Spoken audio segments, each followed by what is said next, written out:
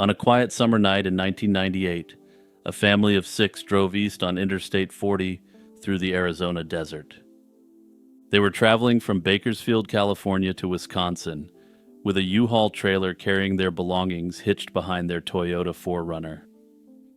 It was around 2 a.m. on August 6th, and the highway near the Arizona-New Mexico border was nearly empty at that hour.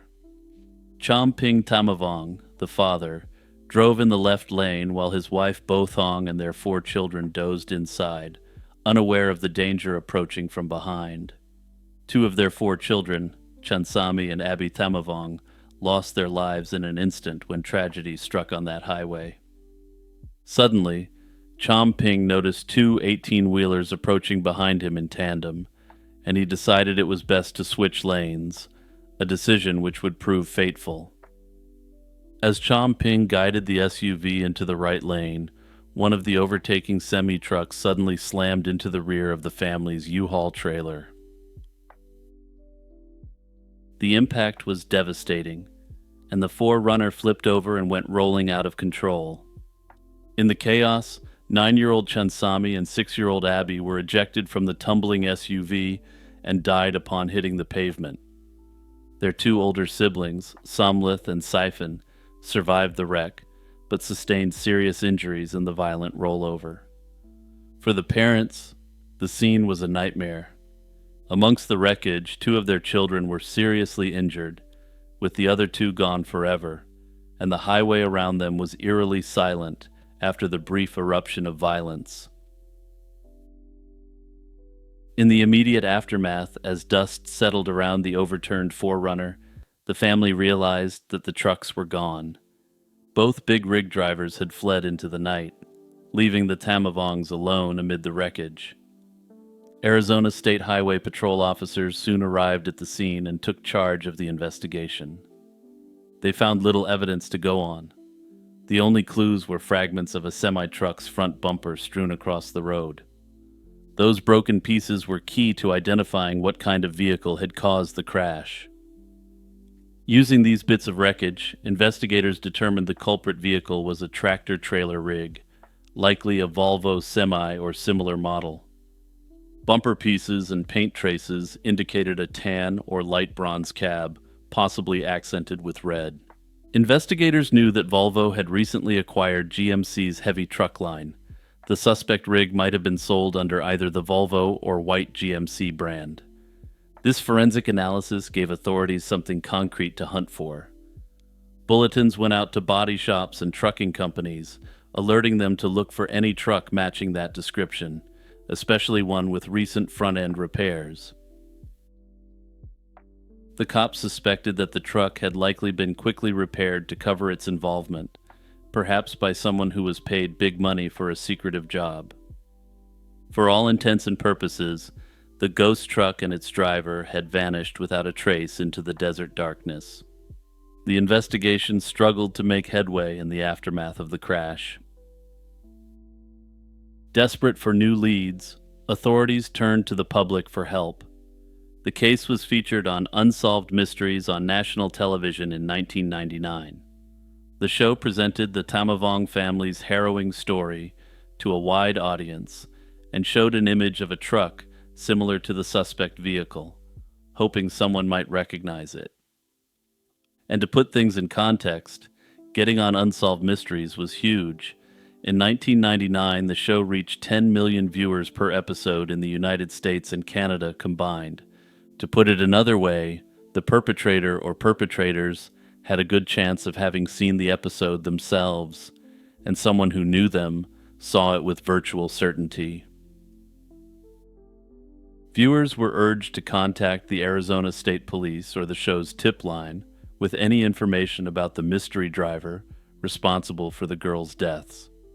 For a time, investigators pinned their hopes on this exposure, praying that a colleague, a mechanic, or perhaps a witness from I-40 that night might finally come forward.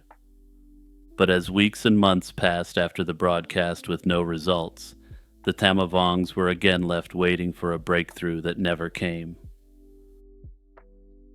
With no suspect identified, speculation abounded about how and why the tragedy occurred.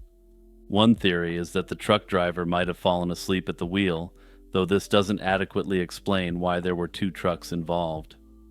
Fatigue is a known hazard on long-haul routes, especially in the pre-dawn hours, and a dozing or impaired trucker might not notice the family's SUV until it was too late. Upon realizing the horror of what happened, the driver may have panicked and fled, afraid of facing the consequences of his action. Again, though, this doesn't explain why the second driver wouldn't have stopped.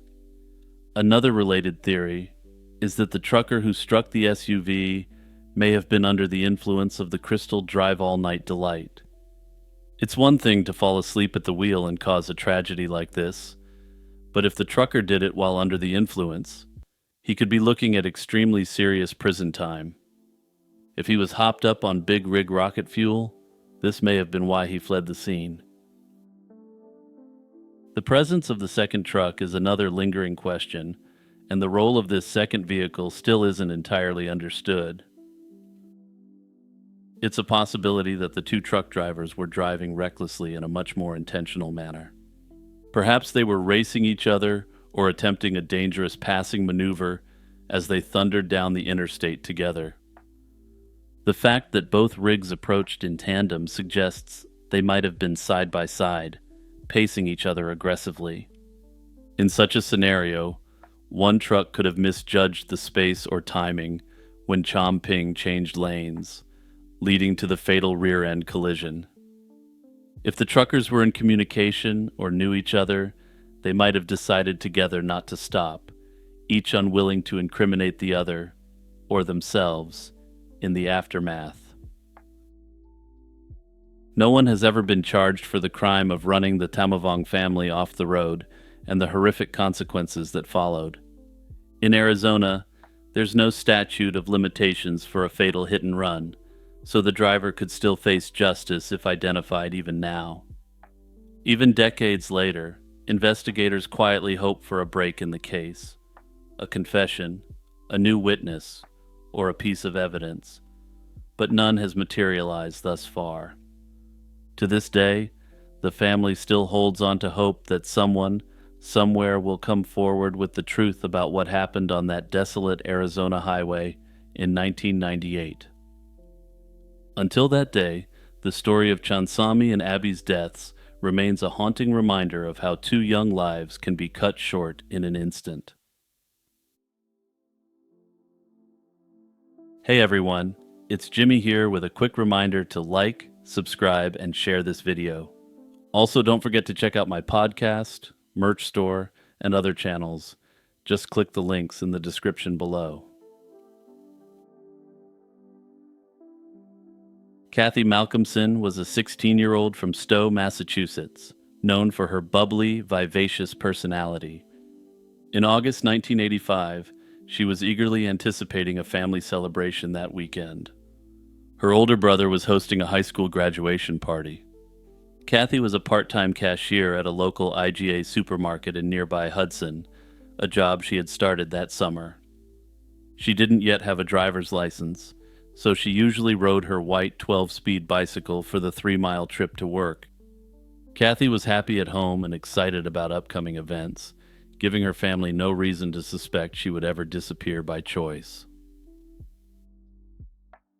On Tuesday, August 13th, 1985, Kathy spent the early afternoon at home eating lunch in the backyard with her father, John Malcolmson. It was a sunny day, and around 1:30 p.m., she got ready to leave for her shift at the supermarket. Wearing a striped shirt, light blue slacks, sneakers, and a few pieces of jewelry, she grabbed her gray purse, hopped on her bicycle, and headed down Route 62 toward Hudson. The store was only about a 15-minute ride away, and Kathy promised to be home in time for her brother's party preparations. As she pedaled away from the house on her 12-speed bike, little did her family know it was the last time they would ever see her. When Kathy never showed up for her shift that afternoon, her co-workers grew concerned.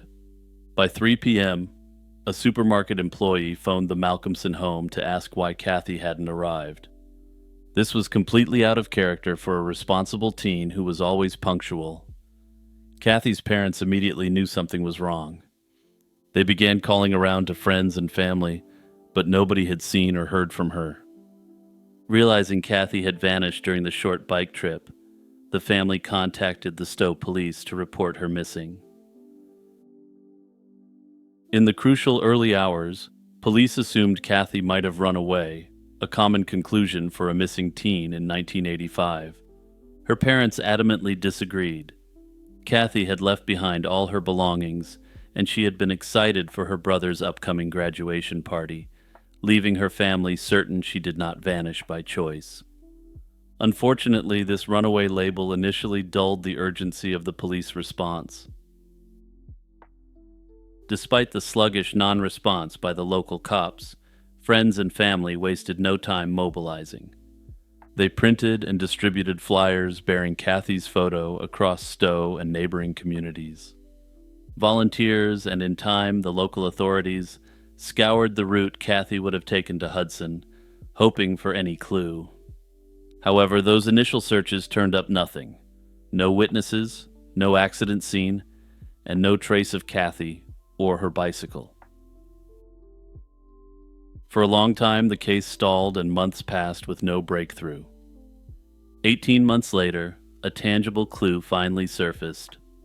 In early 1987, a man walking through a wooded area along Route 62 in Hudson found an abandoned bicycle. A friend recognized it from news reports and alerted police, who confirmed it was Kathy's missing 12-speed bike. It had been hidden in brush just a few yards from the road, about a mile from Kathy's house just over the Stowe town line. The bike's rear wheel was warped, as if it had been struck or thrown with force. This discovery spurred new search efforts in the area where the bike was recovered. In early 1987, police scoured that area with search dogs on 2 occasions, but came up empty.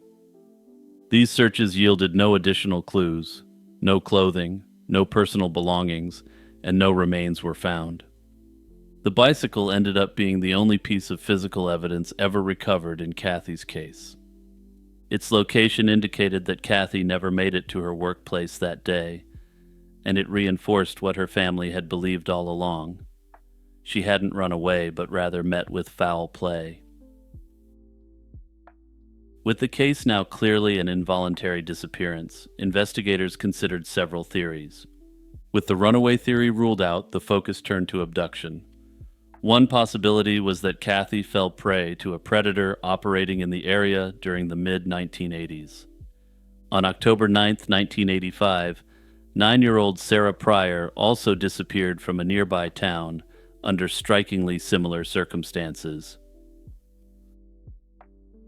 In November 1985, just weeks after Sarah's disappearance, police arrested John Robert Werde for attempting to abduct a woman at knife point in Newton. Werde had a violent past.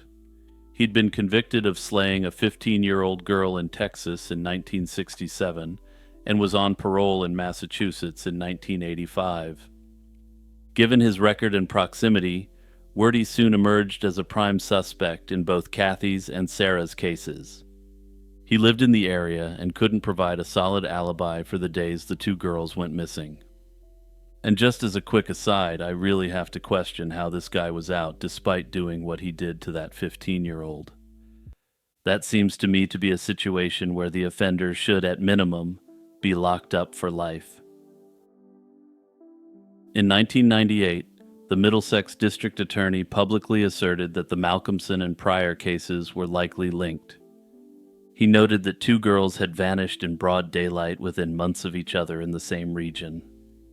This strong statement underscored the belief that a single culprit was responsible for both disappearances. Despite the suspicions, hard evidence was lacking. Werde was questioned about Kathy and Sarah's cases multiple times over the years, but he always denied any involvement. He was never charged in either case due to the absence of concrete proof tying him to the crimes. After the 1985 Newton incident, Werde served a prison sentence for that attack, which violated his parole for the earlier slaying. As a result, he was sent back to Texas on the parole violation and remained imprisoned until his death in 2022, still maintaining his innocence in Kathy's case. Investigators have not publicly identified any other major suspects in Kathy's disappearance. The prevailing theory remains that she was abducted by a stranger, quite possibly Wordie, or someone with a similar predatory profile, as she rode her bike on that August afternoon. Aside from Wordie, no other suspect has ever been identified in Kathy's case.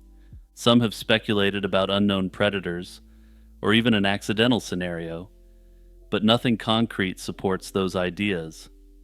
For instance, it's been theorized that she may have been struck by a drunk driver, who disposed of her body in an attempt to cover up the crime. Today, Kathy Malcolmson's fate remains unknown. No trace of her has ever been found, but the case is far from forgotten, and Kathy's family and the investigators continue to seek answers in her case.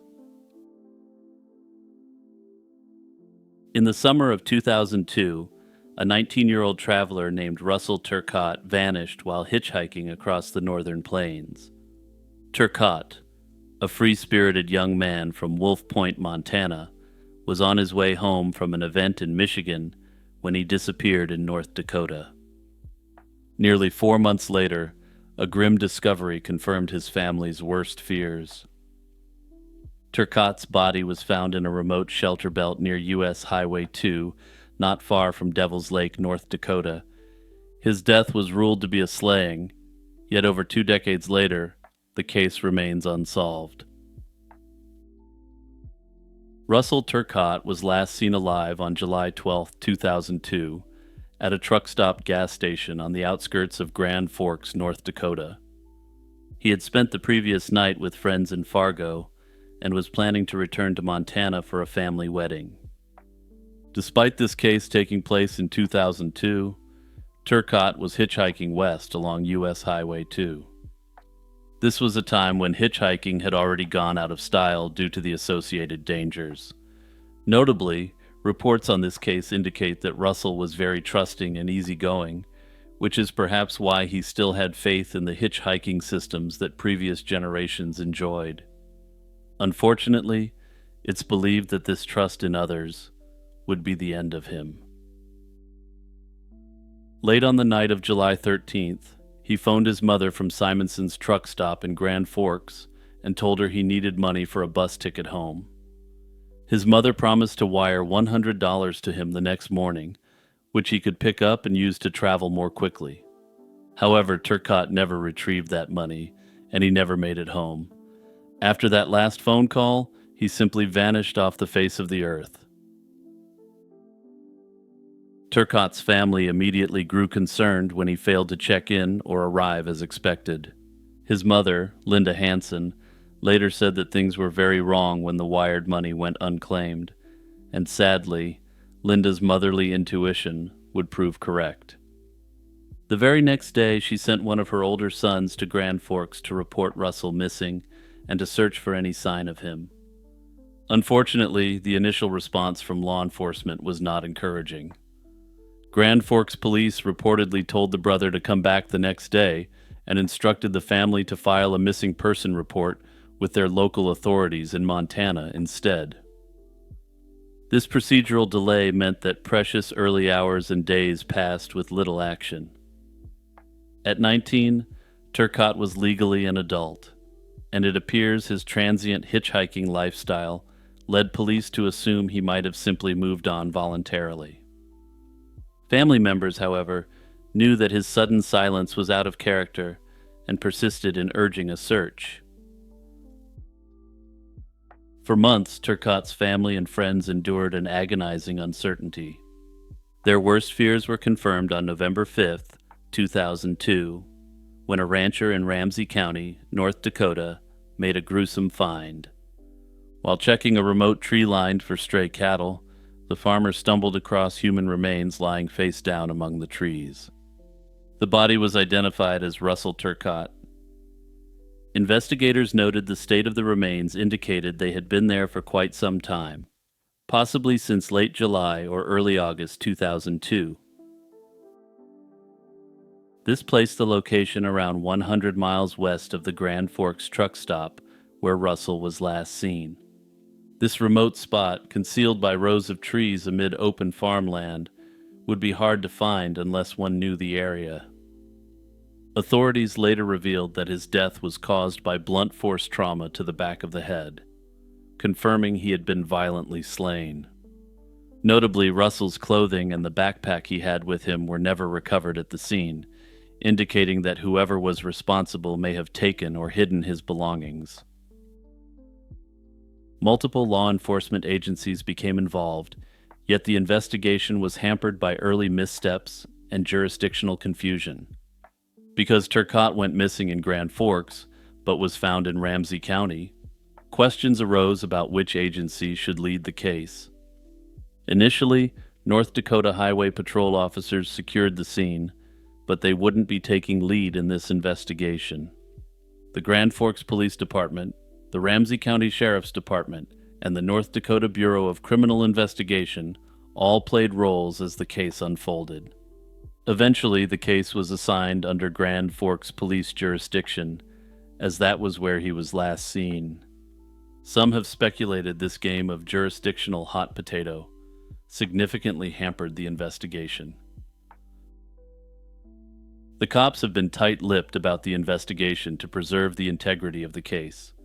While they did indicate that additional evidence was found at the scene, it remains unclear whether there was any DNA recovered, which may be used to solve the slaying.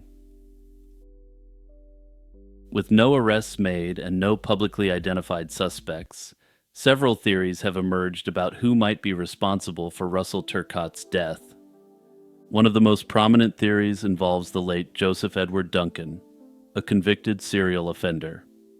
It later came to light that he was living in Fargo at the time of Turcotte's disappearance. However, law enforcement never declared Duncan an official suspect, noting that no direct evidence proved he was involved. Skeptics of this theory point out that Duncan's known victims were generally younger, whereas Turcotte was 19. Even so, Turcotte was described as trusting and somewhat vulnerable, and it's conceivable he might have accepted a ride from a stranger offering help. The Duncan theory remains unconfirmed, and Duncan died in 2021 while on death row, taking any secrets he held with him. That said, there's no evidence to tie him to the crime beyond the circumstantial theories. Another theory focuses on the possibility of a more local perpetrator, perhaps someone familiar with the rural area where Russell's body was dumped. The remote area near Devil's Lake isn't a place easily found by a passerby, which suggests the perpetrator knew the region's back roads. Ultimately, whether this case will be solved or not, turns upon the nature of the evidence the authorities were able to gather from the scene. As I mentioned, they've been tight-lipped about what they've got, but if they have DNA, the Duncan theory can clearly be ruled out. However, if they do have biological evidence from the perpetrator, it's only a matter of time before genetic genealogy cracks this case wide open.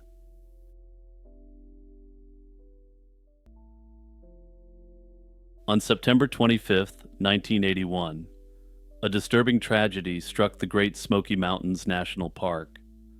The afternoon sun filtered through the trees as 58-year-old Polly Melton hiked along the Deep Creek Trail with two close friends. Polly was moving a bit slower than usual that day, prompting some playful teasing from her companions. Polly wasn't about to take the gentle ribbing lightly, and decided to prove to her friends that she still had some athleticism left. She jogged ahead of them on the easy, familiar trail, rounding a bend and disappearing over a small hill. It was all in good fun, or so it seemed at the time. But when Polly's friends crested that same rise just moments later, she was gone.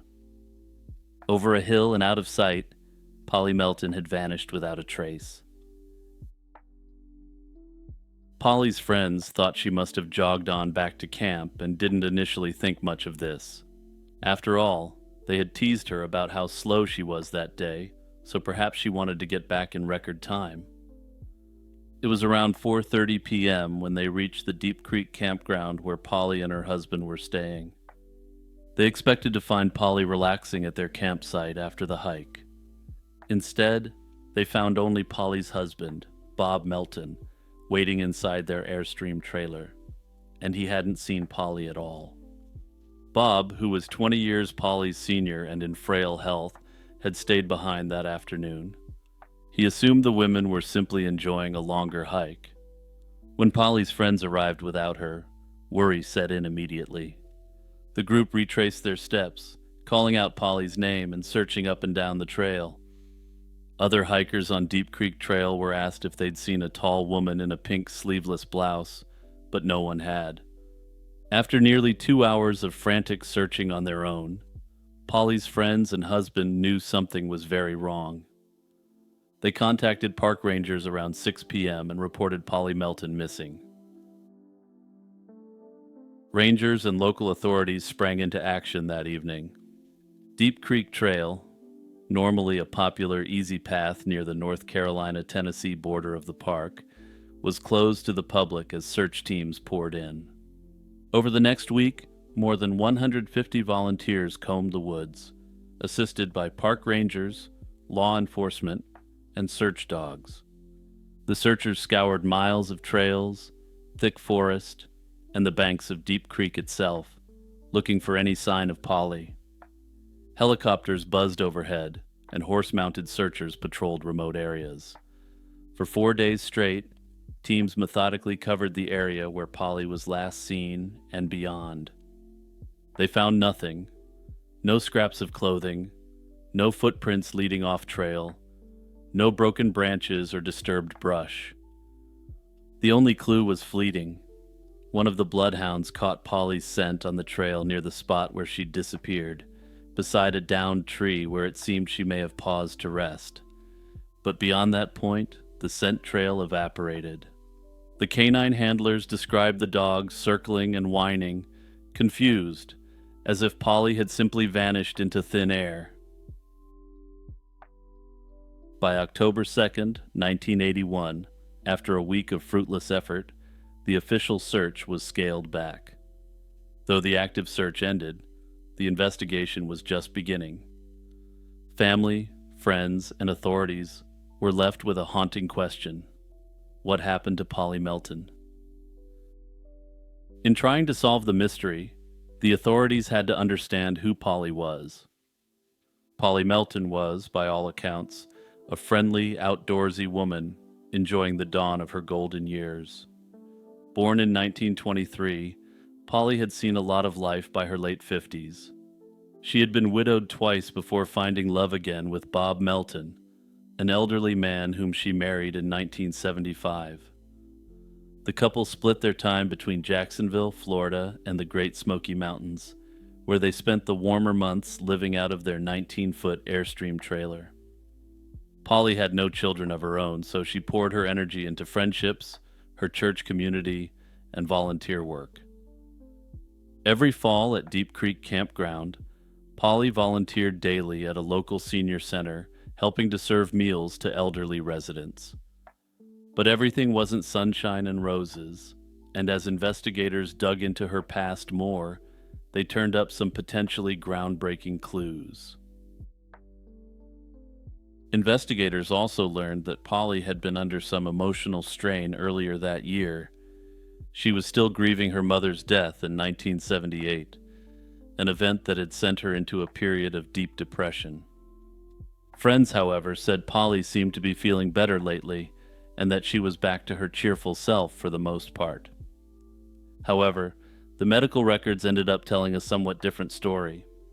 Interestingly, she had also been prescribed Valium a couple years before, but supposedly stopped taking it by 1981. After Polly vanished, Bob discovered that an entire bottle of his own prescription Valium was missing from their trailer.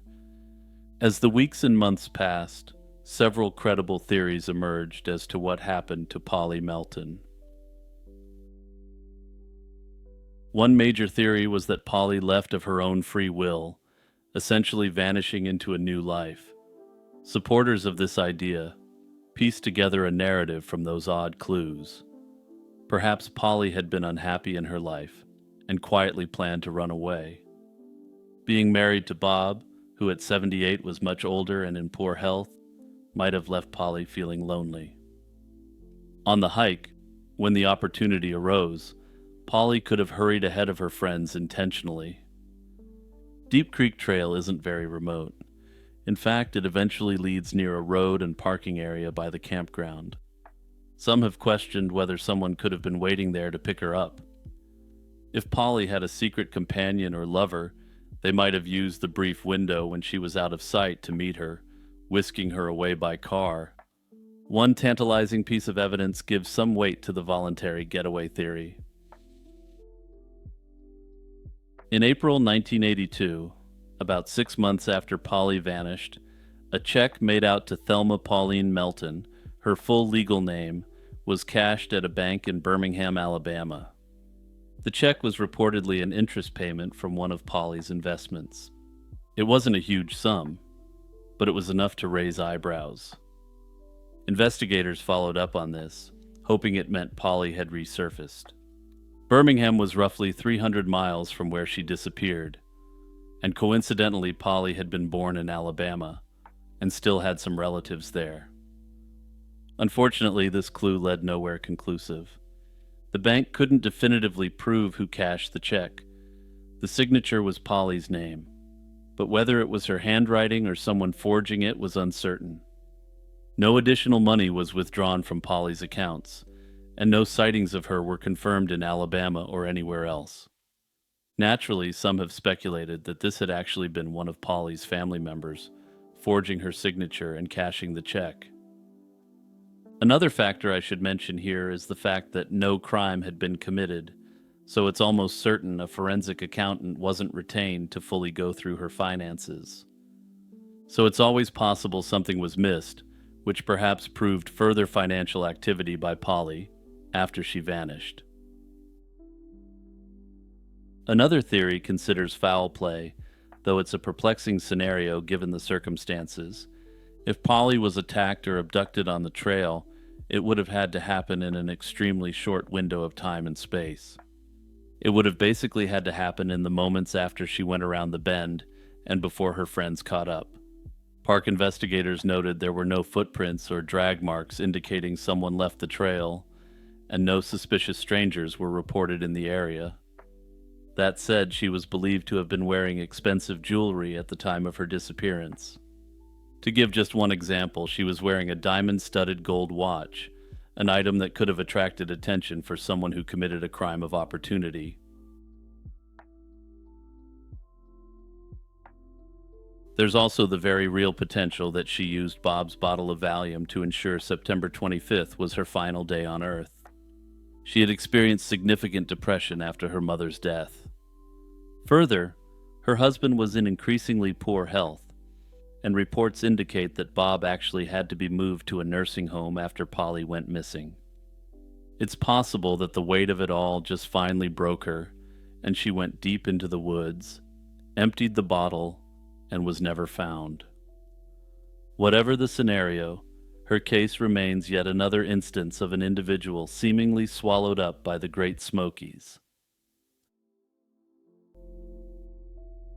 Pyramid power refers to the idea that pyramids, whether ancient structures like the Great Pyramid of Giza or modern replicas, have unique energy properties. These properties are thought to be capable of preserving, healing, and even enhancing human life. The fascination with pyramids dates back thousands of years. The Great Pyramid of Giza, built around 2560 BC during Egypt's 4th dynasty, has always been a source of wonder due to its scale, precision, and just general mystery. While ancient Egyptians likely constructed the pyramids as tombs for pharaohs and monuments to their gods, their purpose became a focal point for speculative theories over time. And just to put things in perspective for a minute here, when ancient Romans, Greeks, and Persians looked at the Great Pyramids, it was ancient history to them. The modern concept of pyramid power gained traction in the 20th century. Much of it is attributed to Antoine Bovis, a French hardware store owner in the 1930s. Bovis reportedly visited the Great Pyramid and noticed that dead animals found inside appeared mummified rather than decayed. He hypothesized that the pyramid's unique geometry created an environment conducive to preservation. Inspired by this observation, Bovis experimented with scale models of pyramids and claimed they could mummify organic matter, sharpen razor blades, and even improve health. The idea went viral in the 1970s through Patrick Flanagan, a New Age author and inventor. Flanagan's book, Pyramid Power: The Secret Energy of the Ancients, popularized the idea that pyramids harness a mysterious form of energy. He and others claimed that pyramid energy was responsible for healing properties, increased spiritual awareness, and improved plant growth. Proponents of pyramid power suggest that pyramids generate an energy field due to their specific shape and proportions. Supporters argue that pyramid power arises from the pyramid's geometry, which supposedly focuses and amplifies universal energy or cosmic vibrations. This theory is grounded more in metaphysical beliefs than science. Advocates frequently compare pyramid energy to concepts like qi in Chinese medicine or prana in Indian philosophy, vital forces believed to flow through all living things. Some proponents suggest that the pyramid acts as an antenna for these energies, channeling them into a concentrated area. Despite its popularity among enthusiasts, pyramid power lacks a clear, testable mechanism. The claims often rely on anecdotal evidence and subjective experiences rather than rigorous experimentation. The scientific community has been skeptical of pyramid power since its inception. Researchers have tested many of the claims, but have consistently failed to find evidence supporting the existence of a unique pyramid energy field. One of the earliest and most enduring claims is that pyramids preserve organic material. However, controlled experiments have shown no significant difference between items placed under pyramids and those in similar conditions outside pyramids.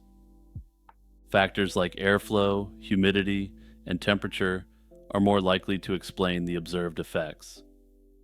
In the 1970s, scientists tested the idea that pyramids could sharpen dull razor blades, a claim advocated for by some pyramid power proponents. Studies revealed that any perceived improvement in blade sharpness was subjective and likely due to psychological bias. The physical properties of the blades remained unchanged. Some enthusiasts claim that plants grow better under pyramids, but controlled experiments have produced mixed results. In most cases, differences in growth are attributed to environmental factors, not pyramid geometry. Pyramid power as a tool for healing and energy enhancement lacks empirical support. While meditation under a pyramid may feel more profound for some individuals, it's been hypothesized that this is likely due to the placebo effect. I note that pyramid power as a belief system appears to have faded substantially since its heyday in the 1970s.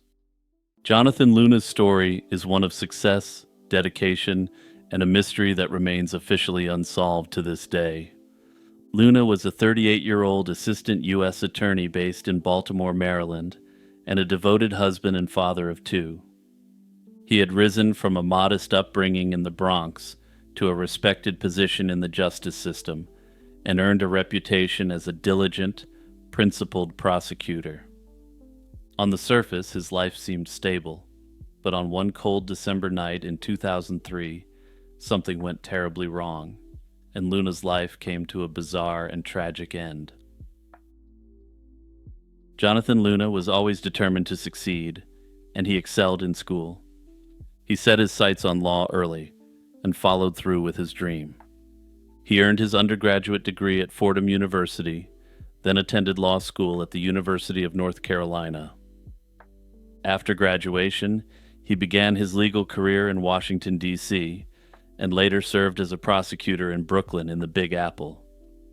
By the early 2000s, Luna had secured a role as an assistant United States attorney in Baltimore, handling federal prosecutions. In his personal life, he married his wife Angela, and together they had 2 sons. Beneath the outward signs of success, however, Luna was under pressure. His supervisor in the U.S. Attorney's Office was critical of his performance, and Luna worried about his job security. There were also internal inquiries looming over him, including one involving missing evidence money from an old case that would require him to take a polygraph test. On top of that, Luna had personal financial stress, and he was carrying significant credit card debt. It was against this backdrop of mounting stress that Jonathan Luna went to work on December 3, 2003. December 3, 2003 was a long day, and Luna was in Baltimore's federal courthouse that evening, working on a plea deal in a high-profile case involving a street pharmacist. A trial had been underway, but it was faltering due to a key witness changing their story at the last minute. Luna and defense attorneys negotiated a plea agreement to resolve the case, aiming to present it to the judge the next morning.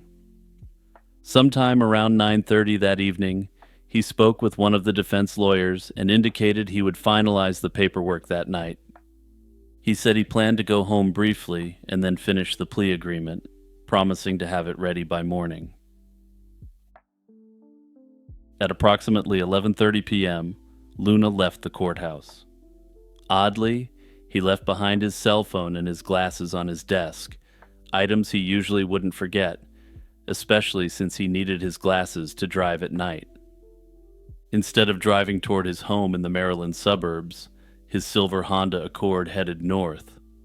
Toll and bank records later helped trace a strange journey. Luna's car drove onto I-95 North, away from Baltimore. It passed through Maryland and into Delaware. His electronic toll pass was used at the Delaware Toll Plaza, indicating the car's progress.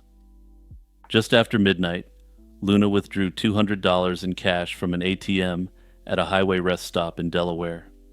After that stop, the car continued northeast, but a noteworthy change occurred. His pass card wasn't used again, for reasons which remain unknown.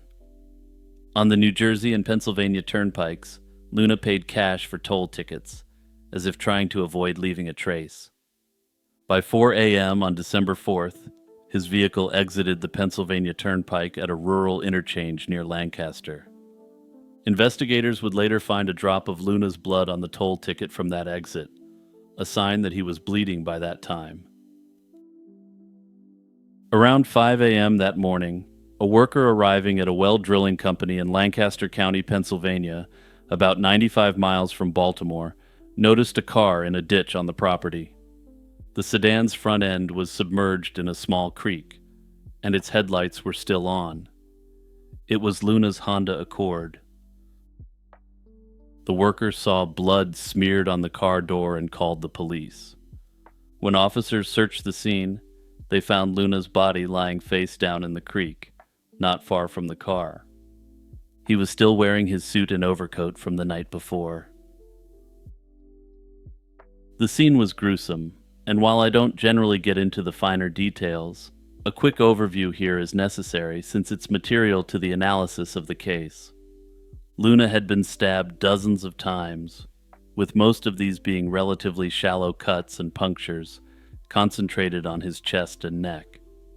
There were also cuts on his hands that looked like possible defensive wounds, and a severe gash had nicked his carotid artery. The blood evidence suggested he had bled significantly inside the car. About $200 in cash, the same amount withdrawn earlier, was found strewn across the back seat, now soaked in blood. Investigators found Luna's own pocket knife near the scene, covered in blood. Ultimately, the autopsy concluded he drowned while bleeding from his injuries. The local Lancaster County coroner quickly ruled Luna's death a slaying, given the multiple injuries and circumstances. Also, keep this ruling in mind, because there are some very different theories of what may have happened, some of which seem virtually incomprehensible. News of a federal prosecutor's mysterious death shocked colleagues in the community. The FBI teamed up with the Pennsylvania State Police to investigate immediately. Early speculation naturally turned to Luna's work. As an assistant U.S. attorney, Luna had prosecuted a variety of dangerous criminals, and some speculated it could have been revenge. The case he was working on that night was one focus. Perhaps someone involved wasn't happy with the plea deal, or blamed Luna for their predicament. However, those particular suspects had no clear motive, as they were about to receive a lenient deal. Nor did the evidence fit a professional hit, and in general, the idea that targeting a specific cog in such a massive machine just isn't done. After all, it's the institution of justice that's targeting these criminals, not any specific individual within it. No suspects emerged, and Luna left no note or clear indication of his intentions. Forensic evidence at the scene and in the car did not identify any unknown person. The timeline of Luna's drive suggested a lone, meandering journey. Months passed with no leads, and investigators began to seriously consider another possibility. About a year after Luna's death, the FBI announced that it had found no evidence of anyone else traveling with Luna or meeting him during his overnight drive. In essence, federal investigators leaned toward the conclusion that Luna had been alone, and that raised the possibility that he may have been responsible for his own fate. The detail that he was due for a polygraph test over the missing money and his significant personal debts suggested to some that Luna was under extreme stress. Friends and colleagues recalled that in the days before his death, Luna seemed anxious and exhausted. Those who knew him couldn't imagine him intentionally doing something to himself. The investigation officially remains open in Pennsylvania, and the Lancaster coroner's ruling that this was a slaying still stands. However, the FBI eventually closed its active inquiry without filing charges, calling the case administratively closed, pending any new evidence. In practical terms, this meant the FBI didn't find sufficient evidence that a third party had been involved. With no definitive answers, 3 theories have continued to be discussed. One is that Luna was slain by an unknown assailant. Those convinced of this point to evidence of a struggle and the sheer improbability of someone stabbing and drowning himself. Cuts on Luna's hands looked like defense wounds, and leaving his glasses and phone at work suggests he left in a hurry or against his will. It's possible he planned to meet someone that night, perhaps an informant, a stranger, or someone from his personal life, and that meeting turned violent. The $200 he withdrew might have been intended for this person. In this scenario, a second person in the car could explain the erratic route and the switch to cash tolls to avoid tracking. The other theory is that Luna's death was essentially self-inflicted. The most direct version of this idea is that he did it in such a way that would conceal that he ended himself. Proponents of this idea note that all his wounds came from his own pocket knife, and many were shallow. Under this theory, Luna was under such immense stress from his job troubles, the impending polygraph, and personal debts that he hatched a desperate plan. Another variant of this idea is that he did do it himself, but had only intended to make it look like a kidnapping. Under this theory, his death was accidental while attempting to pull this off. Still another theory suggests that he had a mental breakdown under the extreme stress he was under and was operating under a delusional framework at the time of his death. This could explain some of his bizarre actions that night. However, running counter to this theory, he had been engaging with defense counsel just fine until late into the night. Today, the death of Jonathan Luna remains unsolved, and while the case is technically open, it has long gone cold. The conflicting theories leave everyone who has looked asking, was Jonathan Luna the target of a crime, or was he a man pushed past his breaking point? Hey everyone, it's Jimmy here, just reminding you to like, subscribe, and hit the notification bell. Now let's get back to business. The Hibagon is Japan's own version of Bigfoot, a mysterious ape-like creature said to roam the forests around Mount Hiba in Hiroshima Prefecture. Eyewitness accounts from the early 1970s described a stocky, hair-covered beast about 5 feet tall, with a gorilla-like body and a face shaped like an inverted triangle. Unlike the towering Sasquatch of North America, the Hibagon was smaller, roughly human-sized, and often compared to a gorilla or large monkey. The legend of the Hibagon began in the summer of 1970. On the evening of July 20th, 1970, a man driving through the village of Saijo spotted a strange bipedal creature on a mountain road. He described it as an ape-like figure covered in hair, too large to be a local monkey, that quickly lumbered off into the woods. In the days that followed, other residents reported similar encounters. One farmer on July 23rd saw a dark, hairy figure with a human-like face emerge from tall grass. Another man on July 30th mistook a shadowy, gorilla-shaped form for a person walking along a footpath, until it turned to look at him, causing the startled observer to flee.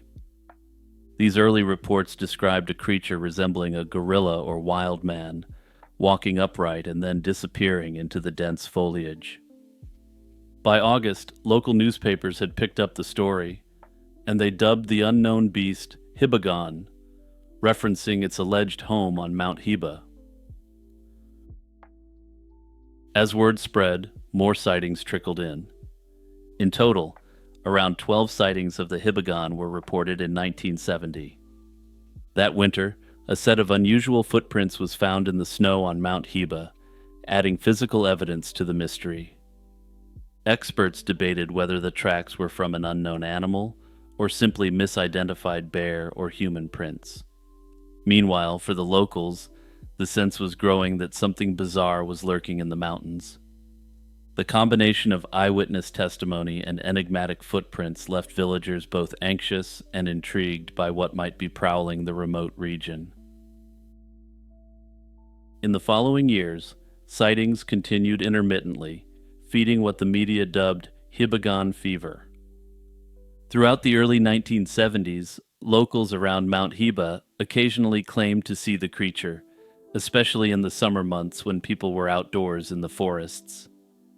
These encounters were usually fleeting glimpses, a hairy silhouette here, a rustling in the bushes there, but they kept the legend alive.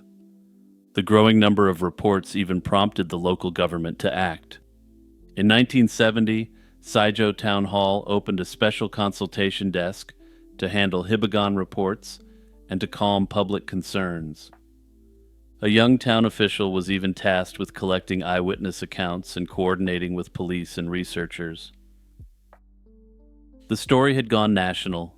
Curious reporters and cryptid enthusiasts flocked to the quiet town in hopes of catching a sight of Japan's answer to Bigfoot. To ease the disruption, the town offered small nuisance payments to locals, compensating them for the flood of media attention on their once sleepy community. Beyond journalists and budding cryptid hunters, investigators from universities and law enforcement also took interest. In 1972, a team from Kobe University arrived to systematically search for the Hibagon.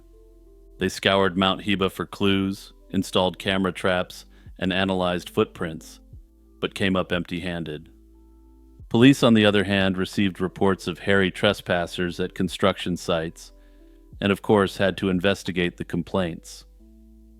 According to reports, the cops took casts of potential ape footprints, but nothing was ever tied back to this mythical mountain ape. The peak of the frenzy came in 1974, when a flurry of encounters and a piece of photographic evidence brought the Hibagon to its highest prominence. On June 20th, 1974, a driver in Shibara City reported nearly hitting a large, hairy creature that dashed across the road on 2 legs. A few weeks later, in July 1974, Other witnesses described similar ape-like creatures in the area, further stoking the excitement. This witness, an old woman who had lived in the region her whole life, was quite certain that she had seen some sort of very large monkey or ape-like creature. Then, on August 15th, 1974, the most famous incident occurred. A local man named Minoru Mitani actually photographed the Hibagon. Mitani was driving with his mother in the countryside when they saw a grayish bipedal creature by the roadside. He stopped the car and snapped a photo as the creature climbed a persimmon tree, peeking from behind the trunk.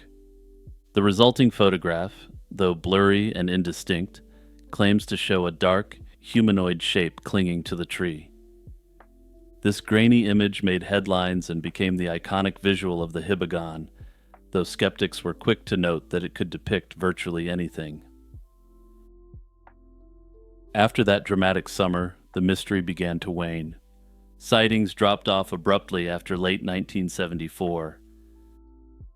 In total, authorities counted roughly 30 separate encounters during the Ape-Man fever spanning from 1970 to 1974.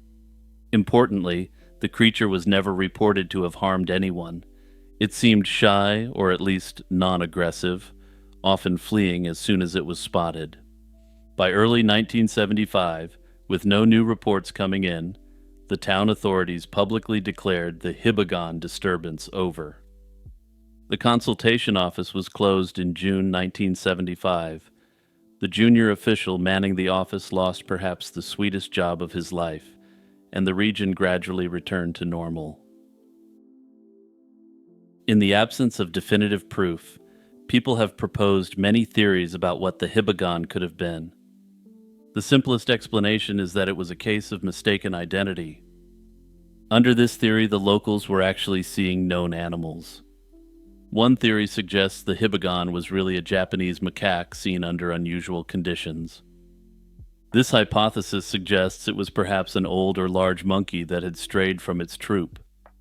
Japanese macaques are common in the area, but witnesses insisted the creature was far larger and not a typical monkey. Others pointed to a local bear, with an overlay of Bigfoot hysteria.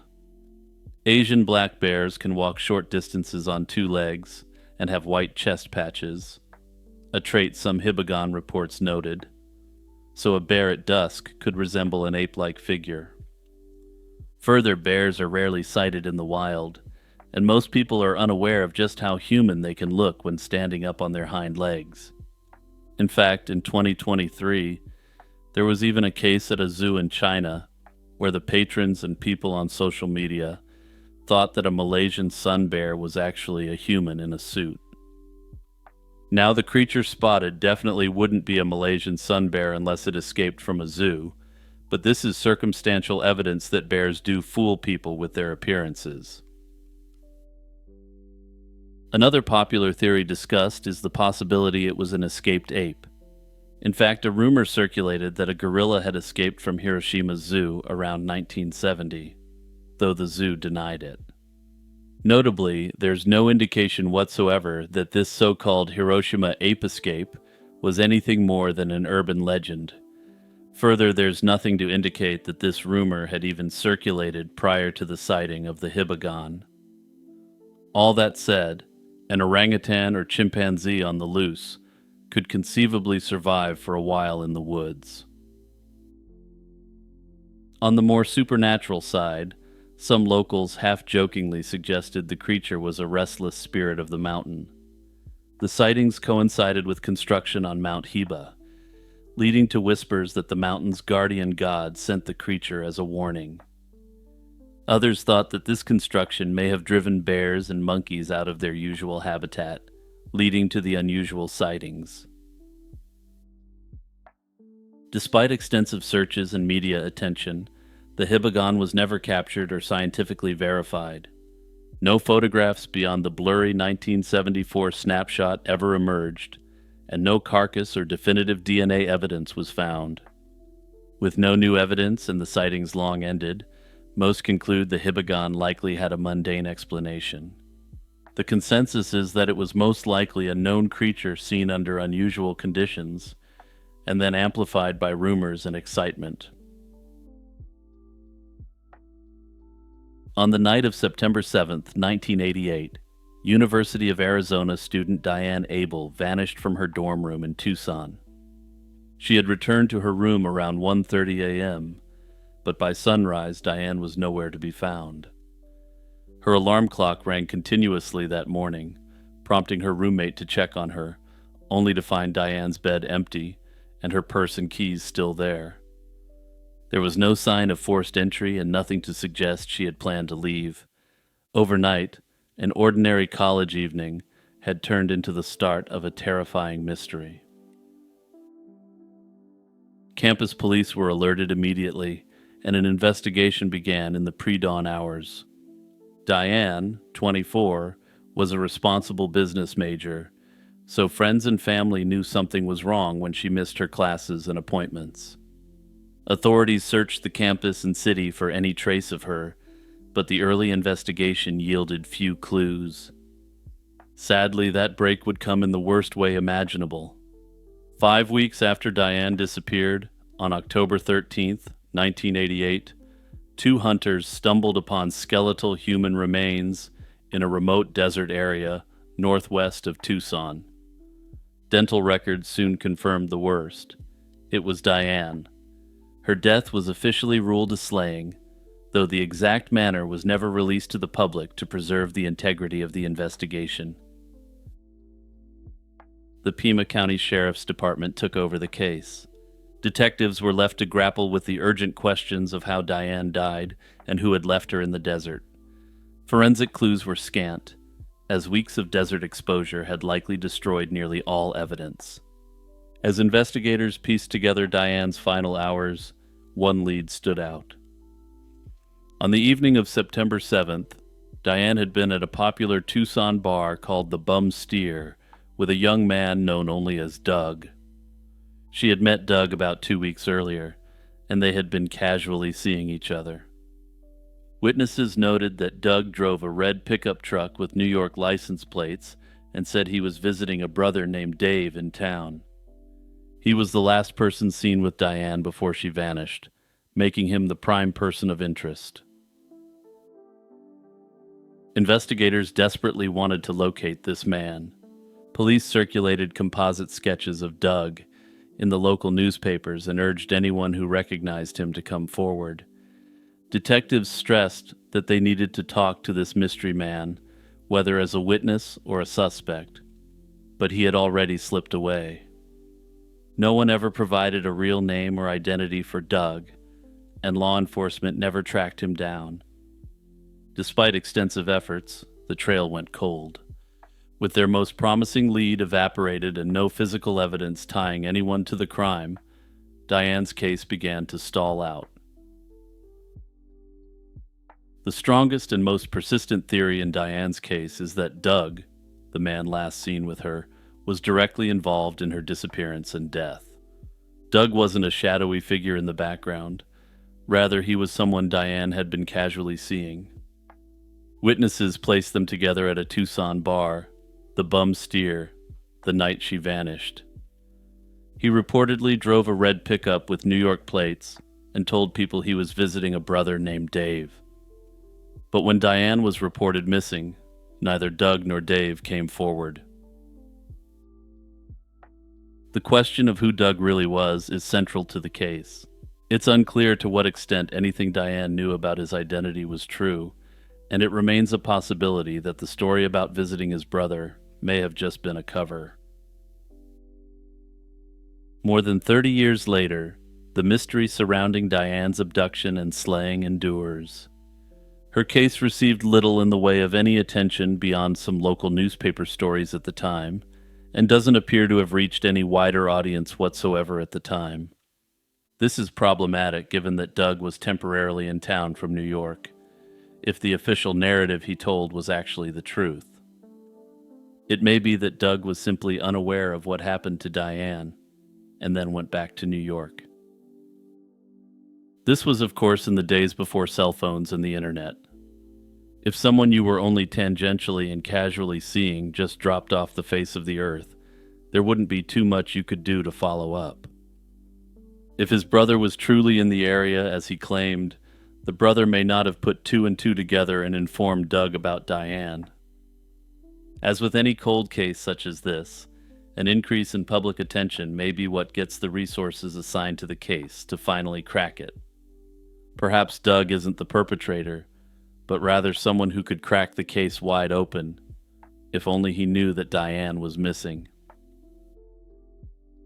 Notably, in 2024, 36 years after Diane's death, the Pima County Sheriff's Office announced that it was re-examining the cold case with fresh eyes. It's unclear what new evidence they're looking at, or if they have the perpetrator's DNA. If they do have biological evidence from the perpetrator, it may only be a matter of time before there's a breakthrough in the case. Shirley Brandt was a 49-year-old mother of four and a successful real estate broker in North Miami Beach, Florida. She was known as an extremely driven businesswoman who had established one of the most successful real estate agencies in the area. On June 13, 1986, Shirley's life was cut tragically short. Shirley was working in her office, the Brandt Realty Corporation, and speaking on the phone when two strangers walked in. The men were conspicuously well-dressed, wearing dress pants and collared shirts, perhaps to pass as clients and avoid arousing suspicion. An employee in the office later told police she heard Shirley suddenly scream, then saw one of the men attempting to wrestle the phone away from her. A shot rang out, and Shirley Brandt was struck at point-blank range. The two assailants grabbed Shirley's purse, escaping with cash and her credit cards, before fleeing the scene. Critically wounded, Shirley was rushed to hospital, but she succumbed to her injuries shortly after arrival. North Miami Beach police initially launched an intensive investigation in the wake of the slaying. Investigators canvassed the area and even distributed thousands of flyers with the perpetrator's description in hopes of generating leads. The crime appeared to be a robbery turned slaying, and the fact that Shirley's credit cards were stolen but never used eliminated one potential trail for detectives to follow. Crucially, police did recover fingerprints from the scene, and keep this in mind, because this isn't a case that will be solved by cutting-edge forensic science. However, at the time in 1986, those latent prints were not entered into any automated database. According to North Miami Beach Police, the prints didn't meet certain criteria for submission to the automated fingerprint identification system back then. In the 1980s, forensic technology and databases were far more limited than today, so the prints remained on file but unmatched. With no immediate hits on suspects and scant physical evidence beyond the unusable fingerprints, the investigation struggled and months passed with no updates. Despite the Brandt family's persistent push for answers, the case gradually went cold as the leads dried up, and one by one the original detectives retired. Shirley's family never forgot the tragedy, and they never stopped seeking justice. Her husband, local dentist Dr. Lawrence Brandt, was especially resolute. He spent a fortune hiring private investigators to ensure no stone was unturned, but these efforts appear to have come to nothing, aside from keeping the case on police radar. It turns out this consistent attention on Shirley's case would pay dividends, but not until many years down the line. And then, just like that, nearly 40 years had passed. In 2024, the long-dormant case was revived by having a fresh look at the evidence with an old set of eyes. The North Miami Beach Police Department's Cold Case Unit launched a renewed investigation into Shirley Brandt's slaying. Notably, they brought two retired detectives who had worked on the original case, Sergeant Pamela Denham and Sergeant Yvette Darden. These seasoned investigators volunteered to pore over the old evidence, determined to crack one of the city's longest-running unsolved cases. During the cold case review, Denham, Darden, and the team re-examined the latent fingerprints collected at the crime scene. This time, using modern forensic technology, they submitted the prints to the National Fingerprint Database. In March 2025, a stunning result came back. The prints from Shirley's office matched an individual's records. After decades of uncertainty, police had a name. The fingerprint identified Jeffrey Taylor, a 64-year-old man living in Liberty City, Miami. Taylor was 26 years old at the time of Shirley Brandt's slaying.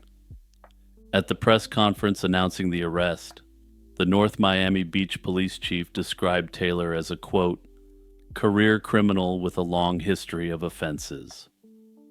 Back in 1986, Taylor's name had never come up in the Brandt investigation. He wasn't an acquaintance of Shirley's, and the robbery appeared to be a random attack. Police alleged that Jeffrey Taylor was the man who pulled the trigger on that fateful day in 1986. According to investigators, Taylor and his accomplice had burst into Shirley's office intending to rob her. When Shirley resisted by refusing to hang up the phone and tried to get help, a struggle ensued and Taylor fired the shot. After the shooting, the two men grabbed what they could, cash and credit cards, and bolted, leaving Shirley mortally wounded on the office floor. For nearly 4 decades, those men remained unidentified, but now, at least one of them had a face and a name. The second suspect, however, has never been identified, and police have affirmed that the investigation remains open as they continue to hunt for the other man involved. Some have speculated that Taylor will hold back this information as leverage, given the severity of the crime he's accused of, and given that the existence of an accomplice is confirmed. On April 24, 2025, a team of officers moved to finally bring Jeffrey Taylor into custody. He was arrested and charged with second-degree slaying in Shirley Brandt's passing. Because this was an open warrant on a case of this nature, the court ordered that Taylor be held without bond. Nearly 40 years after Shirley's life was taken, the accused perpetrator will now face justice in a courtroom. For the time being, however, Taylor remains innocent until proven guilty in a court of law. On January 12, 1993, a man out for a walk in the woods in Orlando, Florida, made a grim discovery near the intersection of Heather Road and Dennis Avenue. The skeletal remains of an adult male were found lying in the underbrush. The Orange County Sheriff's Office responded to the scene after the passerby hurried to a nearby store to call authorities. Investigators noted the victim was a white male, approximately 5'10", and estimated to be between 45 and 55 years old. The deceased man was wearing a blue tank top, blue jeans, and socks, but carried no identification of any kind. From the start, deputies treated the area as a crime scene, and a forensic examination confirmed that the man had been slain with a single shot to the head. In the weeks and months following the discovery, Orange County detectives scoured missing person reports and forensic records, hoping to match the John Doe to someone reported missing. The timing seemed like it should have been a crucial clue. The remains were found in early 1993, and indeed a local man had been reported missing just a couple of weeks before the discovery. In fact, Greg Carpenter had last been seen alive on December 26, 1992, and his family reported him missing to the Orlando police that very same day. This was only 17 days before the unidentified body was found. Yet, despite this proximity of the reports and the fact they were in the same jurisdiction, authorities at the time didn't manage to connect the cases. It's unclear why exactly this was, since Greg Carpenter fit the profile of the John Doe exactly. Over the years, law enforcement compared the John Doe's profile against nationwide missing persons, but no match was found. With limited technology in the early 1990s, investigators had exhausted traditional methods. Fingerprints were impossible due to decomposition, and DNA profiling was in its infancy.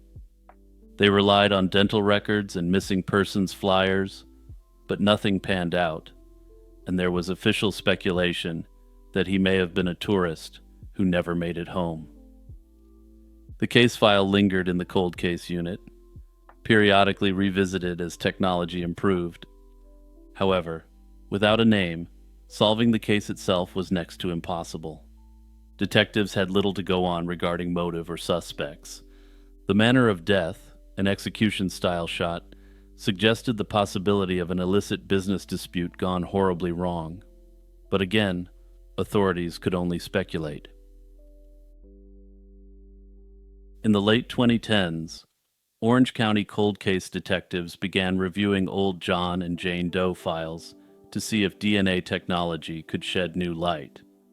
In 2022, they partnered with Othram to attempt to crack the case with genetic genealogy. With this profile in hand, Othram's in-house team searched for relatives by comparing the victim's DNA to profiles uploaded in public genealogy databases.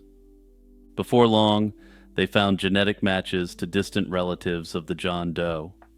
These leads were handed back to Orange County investigators, and the detectives on the case then conducted a follow-up investigation, contacting potential family members.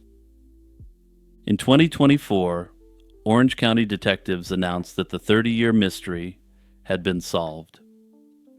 The remains were positively identified as Greg Carpenter, born in 1947.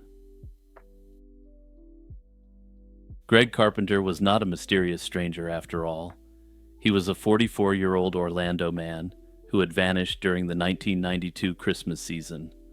Born into a military family in 1947, Carpenter had spent much of his life in Central Florida, graduating from a local high school.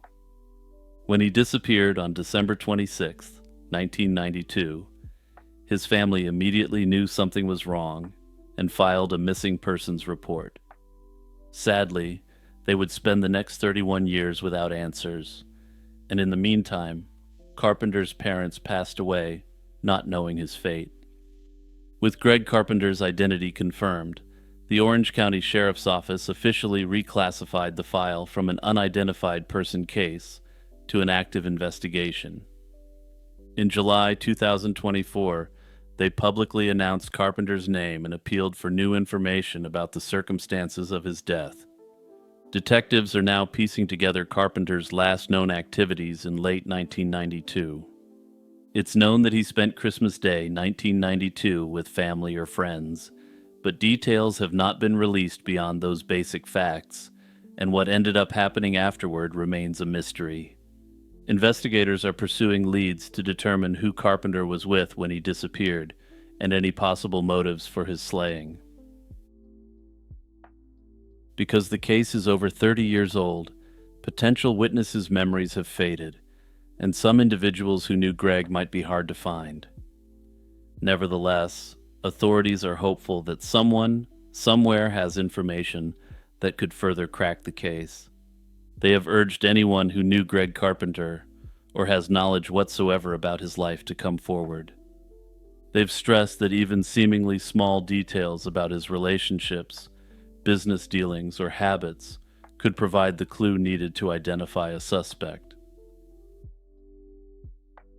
At present, we don't know what steps investigators have taken, but we can speculate about other forensic techniques that could be used. Investigators could use isotopic and elemental bone analysis to pinpoint Greg's geographic movements before his passing. This may reveal where he lived or traveled in the months leading up to December 1992. This could be coupled with forensic palynology, the science of analyzing microscopic pollen or soil grains still trapped in his clothing. This, of course, assumes that the clothing was preserved and not contaminated afterwards. Combining these two avenues of forensic science could allow the authorities to unlock personal connections outside the Orlando area. For example, it could indicate that he was in a certain region of Texas, and the authorities could spread word of his identity there through the local news and social media. Another potential avenue is to reinvestigate the crime scene for further clues that may have been missed. For instance, the authorities could retain forensic archaeologists and conduct ground-penetrating radar scans to determine if there are any abnormalities in the area where Greg was found. While this is a long shot, especially given the passage of time, it could yield the one clue that cracks the remainder of the case wide open. Forensic accountants could also be retained to examine his financial interactions for any irregularities, or at least to find further social or business connections. However, this again may be difficult given the passage of time and the destruction and loss of records over the decades. In 1998, as Indonesia was gripped by political chaos, a bizarre panic swept through East Java. Rumors spread of mysterious black-clad ninjas prowling at night and eliminating anyone deemed a sorcerer. Fear took hold, and people began to take matters into their own hands. Neighbors turned vigilante, and innocent people were caught in the crossfire. By the end of the year, over 300 people had been slain in what became known as the East Java Ninja Scare. A devastating economic crisis had triggered unrest, and in May 1998, the 32-year authoritarian rule of President Suharto collapsed amid violent riots. Indonesia's old order's collapse left a power vacuum and lawlessness in its wake. In this climate, social and sectarian tensions flared, and trust in authorities was badly shaken. Security forces struggled to maintain control, and communities took security into their own hands. Equally important was the cultural backdrop in East Java.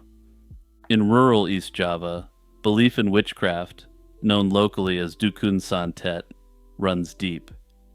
Many attributed misfortunes, illness, crop failure, and unexplained deaths to hidden sorcerers in their midst. During previous times of national and local upheaval, the focus on evil wizards had blown up into attacks on these so-called magic users. By 1998, with trust in society fraying and superstition strong, conditions were ripe for a new outbreak of violence fueled by fear. The scare truly ignited in early 1998 in East Java's Banyuwangi Regency, which is roughly the equivalent of a state in Indonesia. After cattle mysteriously died, locals in the village of Kaligondo suspected black magic was behind it. Suspicion fell on a local man, and on February 4, 1998, a mob took matters into its own hands and hanged him publicly as a sorcerer. This brutal act sparked a wider spree. In the following months, vigilante groups roamed the countryside, targeting anyone rumored to practice dark magic. Clad in black, these self-styled witch hunters struck in secret, earning the nickname ninjas for both their stealth and for their clothing. The victims included not just alleged sorcerers, but also local community leaders accused of not being harsh enough on local wizards. Keep this in mind because one of the darker theories of this event turns upon the ninjas targeting these community leaders. The violence escalated through the middle of 1998, peaking in August and September with roughly 100 alleged sorcerers slain. Only in October did security forces finally intervene, arresting many perpetrators and halting this initial witch hunt.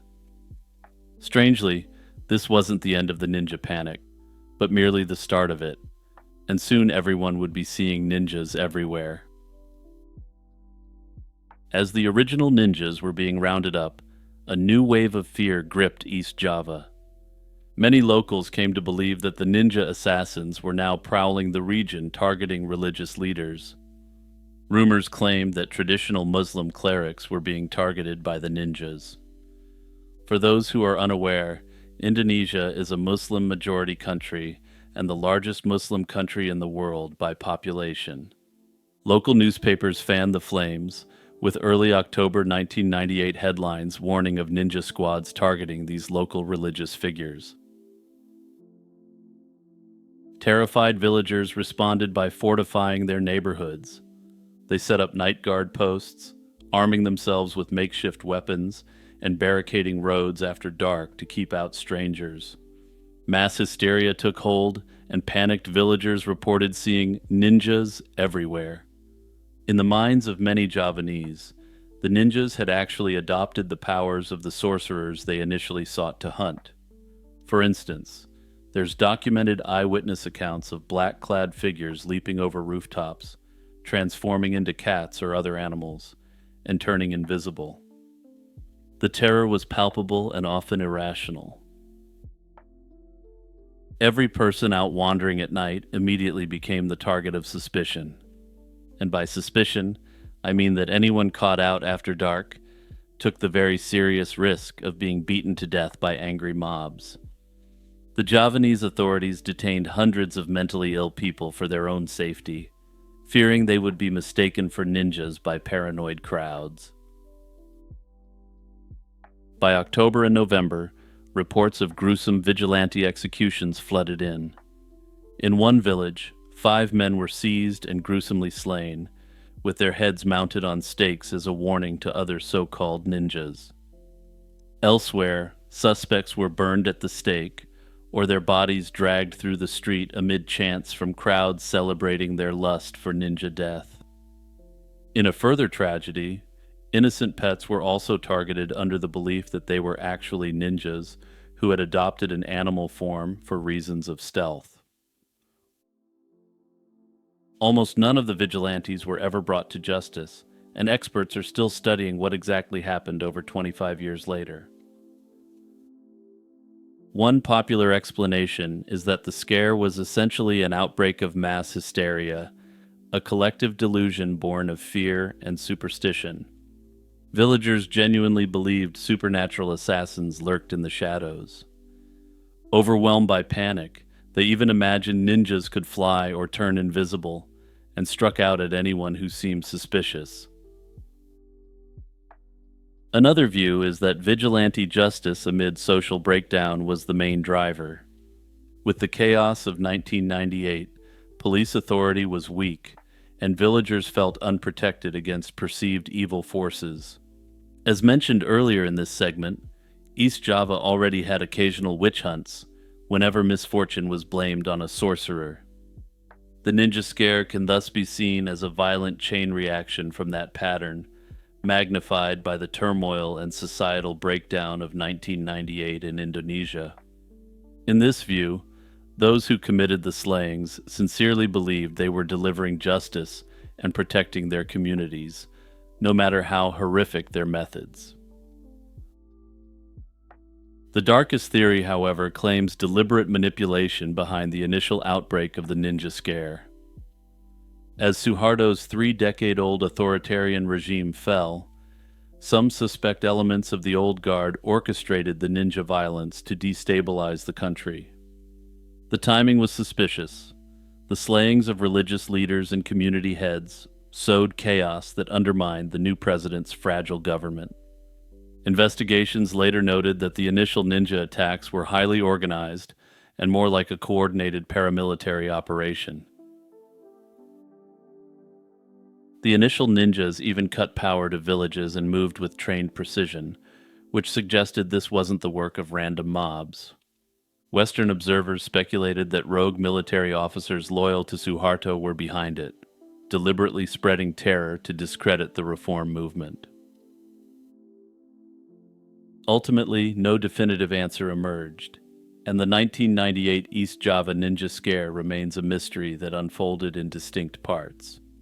While it appears that shadowy political figures may have been behind the initial attacks, these hits caused widespread mass hysteria.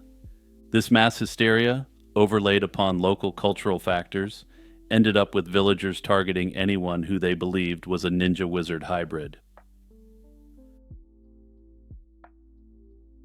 Hey everyone, it's Jimmy here with a quick reminder to like, subscribe, and share this video. Also, don't forget to check out my podcast, merch store, and other channels. Just click the links in the description below.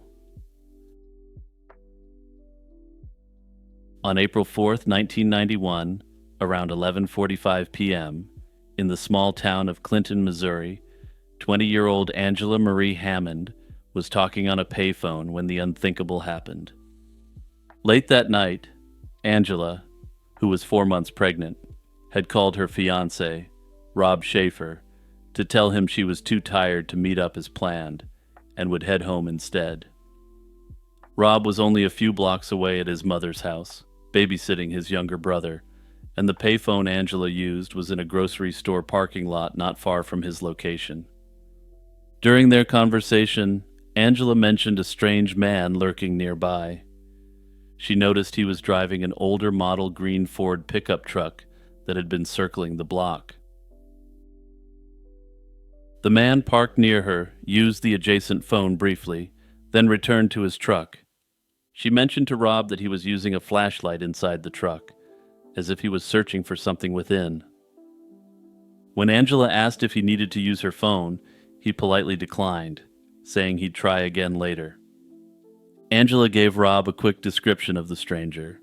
He was a filthy-looking bearded white male in overalls, wearing glasses.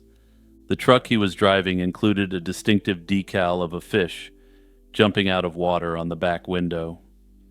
Despite giving this description, neither of them was overly alarmed at that moment.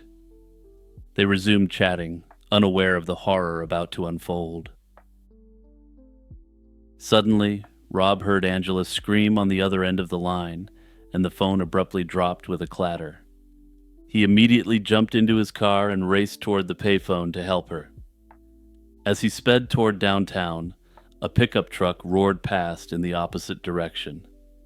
It was the same green Ford, and Angela was inside it, struggling with the driver. As the truck sped by, a voice from within shouted Rob's name in a chilling tone, indicating the extreme danger that Angela was in.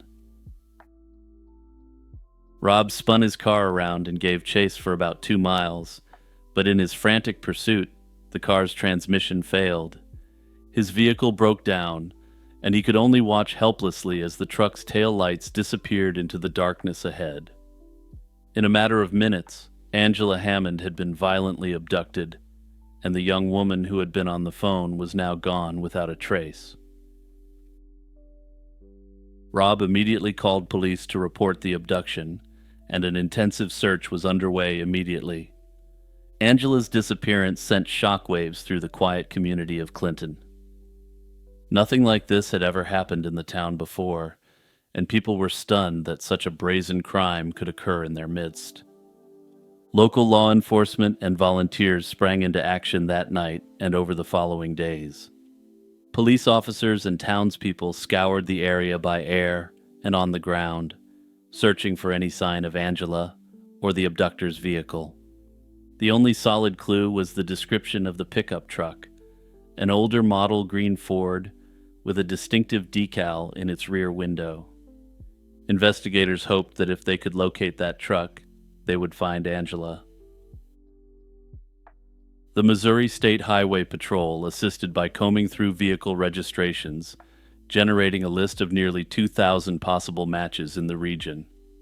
It was a daunting task to check them all, but authorities diligently followed up on each potential lead. Frustratingly, none of the vehicles investigated turned out to be the one involved in the abduction. The pickup and its driver had simply vanished. Aside from what Rob had reported, the investigators had little evidence to follow. With scant leads, police had to consider the possibility that the crime was not as it appeared. Investigators gave a hard look at Rob Schaefer, since his was the only first-hand account of what happened. However, Angela's family never doubted Rob's story for a moment, and he cooperated fully with the authorities. Within a week, police had verified Rob's account and cleared him as a suspect. It was evident that Rob had genuinely tried to save Angela and was devastated by her disappearance. As the investigation continued, police broadened their scope and wondered if Angela's abduction might be connected to other recent crimes in the area. They noted 2 other cases within about a 100-mile radius that had occurred in the months just before Angela vanished. 2 other women were slain nearby earlier in the year. Investigators feared that a single offender was behind all three incidents, targeting women in small Missouri towns. This led to early theories of a serial predator at work, putting the community on edge and prompting collaboration between multiple law enforcement agencies. Ultimately, however, the idea ended up coming to nothing, and as you'll see in a moment, a much more concrete theory of the case would form. Despite the lack of progress, Angela's story was kept in the public eye. The case garnered national attention and was even featured on Unsolved Mysteries, which brought wider awareness to the abduction. Notably, having her case featured on Unsolved Mysteries continues to pay dividends till this day. I first became familiar with Angela's story through that feature on the show, and I'm sure most of you watching also did as well, at least indirectly through other YouTubers who did. Numerous tips of varying quality came in as a result of this case reaching millions of additional people, but nothing led to a breakthrough. By the late 1990s, the investigation had stagnated. Officially, Angela Hammond's case remained open, but it seemed no closer to being solved than it was on the night she disappeared. In 2021, on the 30th anniversary of Angela's disappearance, investigators in Clinton revealed a startling new lead that cast the case in a very different light. Captain Paul Abbott of the Clinton Police Department, a veteran detective on Angela's case, announced a theory that Angela may have been an unintended target all along. His team had revisited an old piece of evidence, a threatening letter that arrived in the area around the time of the abduction. And if you're one of those people who just listens, you may want to check your screen now to look at this note. The letter, constructed from cutout magazine print, like a classic ransom note, was postmarked April 4th, 1991, the very day Angela vanished. It had been sent to a local man who had served as a confidential informant in a major drug case, and its message was dire. The writer threatened to get revenge by harming the informant's daughter, who was also named Angela. This raised the chilling possibility that the kidnappers had gone after the wrong Angela. The informant's daughter and Angela Hammond happened to share the same first name and were, according to investigators, close in age and appearance. Investigators now suspect that criminals seeking retaliation against the informant may have confused the two women and accidentally abducted Angela Hammond. In short, Angela's disappearance might have been a tragic case of mistaken identity. She could have been an innocent victim caught in the crosshairs of someone else's vendetta. As of 2025, detectives are still actively pursuing this narcotics-related lead, although no arrests have yet been made, and Angela's fate remains unknown. Interestingly, the man who pulled up while Angela was in the payphone initially went up to Angela and briefly used the phone next to her, or at least appeared to do so. He then went back to his truck and used his flashlight in the vehicle. My personal theory on this, given what the cops have said now, is that the abductor may have been looking at a photograph of the Angela he was targeting. On the first approach, he may have been unclear if this was the Angela he was looking for, and gone back to his vehicle to double-check the photograph. This would explain why he needed to turn a light on to get a clear view before coming back towards her. Given that the authorities mentioned that the targeted Angela and Angela Hammond looked similar, he may have thought he had confirmed her identity and made his move. In a dark twist, and this is pure speculation, I suspect there's a possibility that the organization responsible for the abduction may have eliminated both Angela and the kidnapper. The purpose of the abduction was to silence a key witness and return the correct Angela presumably unharmed. After all, the key informant would have no reason not to testify if something happened to his daughter. By kidnapping the wrong Angela, the abductor essentially botched the plans of a powerful criminal organization and may have led to members of their organization being locked away. If this speculative scenario is correct, both the abductor and Angela Hammond were slain to tie up the loose ends. More than 3 decades have passed since Angela Hammond vanished, but her case is not forgotten. Angela's mother has repeatedly pleaded for anyone with information, even the abductor, to come forward and reveal what happened. Investigators likewise insist they have never given up on the case, and the Clinton police remain committed to following every possible lead to find the truth.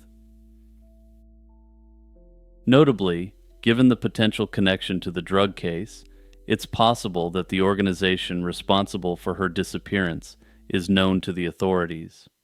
The main stumbling block now may simply be getting together probable cause for a search warrant or finding a property that needs to be searched in connection with the case. On the morning of May 6, 1988, a couple out for a walk in rural Owen County, Kentucky, made a gruesome discovery. At first, they thought they had stumbled upon a dead goat in an overgrown field off Highway 330. As they drew closer, the couple expressed shock, realizing that they hadn't found an animal carcass, but rather a human being. Lying in the high grass was the body of an unidentified woman. She wasn't wearing anything except for a pair of men's dark brown socks, with her other clothing scattered nearby. The victim's face was unrecognizable due to decomposition, and parts of her left arm and hand were missing, likely the result of animal scavenging. Investigators determined she had been strangled several days earlier, classifying the case as a slaying. Given that the woman's body was found almost entirely unclothed, police suspected she may have been subject to an indecent assault. Unfortunately for investigators, this couldn't be confirmed by forensic evidence. The Jane Doe appeared to be a white female in early or mid-adulthood. An autopsy estimated her age between 25 and 40, around 5 feet 5 inches tall and 120 pounds. She had short, dark blonde hair cut in a bob style. Importantly, despite her age, she had no teeth and was speculated to have potentially worn dentures in life. A distinctive clue was a crude homemade tattoo of the name Steve on her upper arm. Despite these details, investigators at the scene found no identification, such as a wallet or papers on the body. Importantly, she was also determined to have likely given birth in the past. And I say importantly here, because this fact would, decades later, give this Jane Doe her identity back. Kentucky State Police detectives launched an intensive investigation. They took the woman's fingerprints and compared them against nationwide databases, hoping to find a match, but no match was found. Forensic experts created multiple facial reconstructions of the victim's likely appearance, distributing sketches in the hope that someone would recognize her. One truck driver came forward to report a possible sighting. He believed he had seen a woman matching the victim's description walking along a nearby highway around the time of the slaying. She was near a truck stop diner frequented by long-haul drivers. This raised the theory that the victim might have been a hitchhiker or transient, possibly picked up by an unknown assailant. Another theory considered by investigators is that she was working the lot. Unfortunately, this lead, like many others, could never be verified. Notably, just 8 days after the body was found, a major tragedy struck Kentucky. On May 14, 1988, the nation's worst drunk driving crash occurred in Carrollton, not far from Owen County, leading to the loss of 27 people. The overwhelming attention to that disaster diverted resources and media focus away from the Jane Doe investigation, causing it to stall. With no identity for the victim and no strong suspects, the case gradually went cold. In June 1988, about a month after the slaying, a family in Columbus, Ohio filed a missing persons report for a 38-year-old woman named Linda Bennett. She had long fallen out of regular contact with her family, but they suspected that something was different this time. At the time, authorities didn't connect this missing Ohio woman to the unidentified Kentucky victim. Bennett's family lived in another state and had only limited contact with her, so they were unaware of her fate. Unbeknownst to them, their loved one had already been found dead across state lines. For decades, the victim remained known only as the Owen County Jane Doe. She was buried in an unmarked grave in Kentucky, and her case lingered unsolved and largely forgotten, except by a handful of determined cold case investigators. Over the years, several theories emerged about who had slain Bennett and why. Early speculation centered on the idea of a serial predator targeting vulnerable women along highways. The fact that a witness possibly saw the victim near a truck stop led some to wonder if an unknown truck driver picked her up. Others questioned the mysterious Steve tattoo on the victim's arm. They considered whether Steve could have been a boyfriend or acquaintance involved in her disappearance. Some even speculated that this individual was what I'll euphemistically refer to as Bennett's manager. However, no person named Steve was ever linked to the case, and the tattoo ultimately did not lead to any breakthroughs.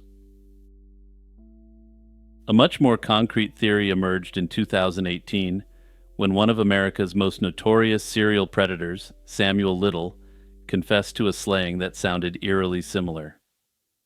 Samuel Little was in prison for multiple slayings and had confessed to ending the lives of 93 women across the country between 1970 and 2005.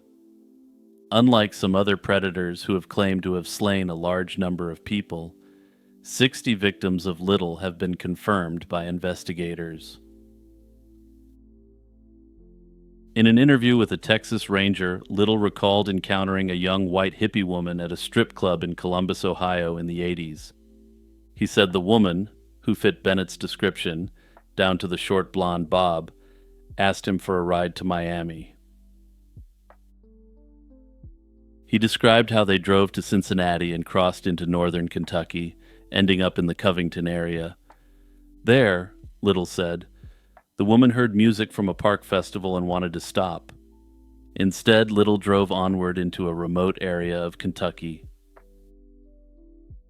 According to Little's confession, he turned onto a winding dirt road up a hill, an isolated spot with no houses in sight, and strangled the woman in his car. He then dragged her body into the brush, leaving her partially concealed by vegetation near the hillside road. This account uncannily mirrored the circumstances of the Owen County Jane Doe's slaying. Little even drew a crude sketch of the woman's face, one of dozens of victim portraits he produced from memory. The FBI publicly released that sketch and description, noting that Little believed the victim was a 25-year-old he had slain around 1984 in Covington, in Kentucky. Investigators have acknowledged that Little's recollection of dates and ages was often inaccurate, and the crime he described likely took place a few years later. Bennett was slain in 1988 and was 38 years old, but is strongly suspected to be the very victim Little was describing.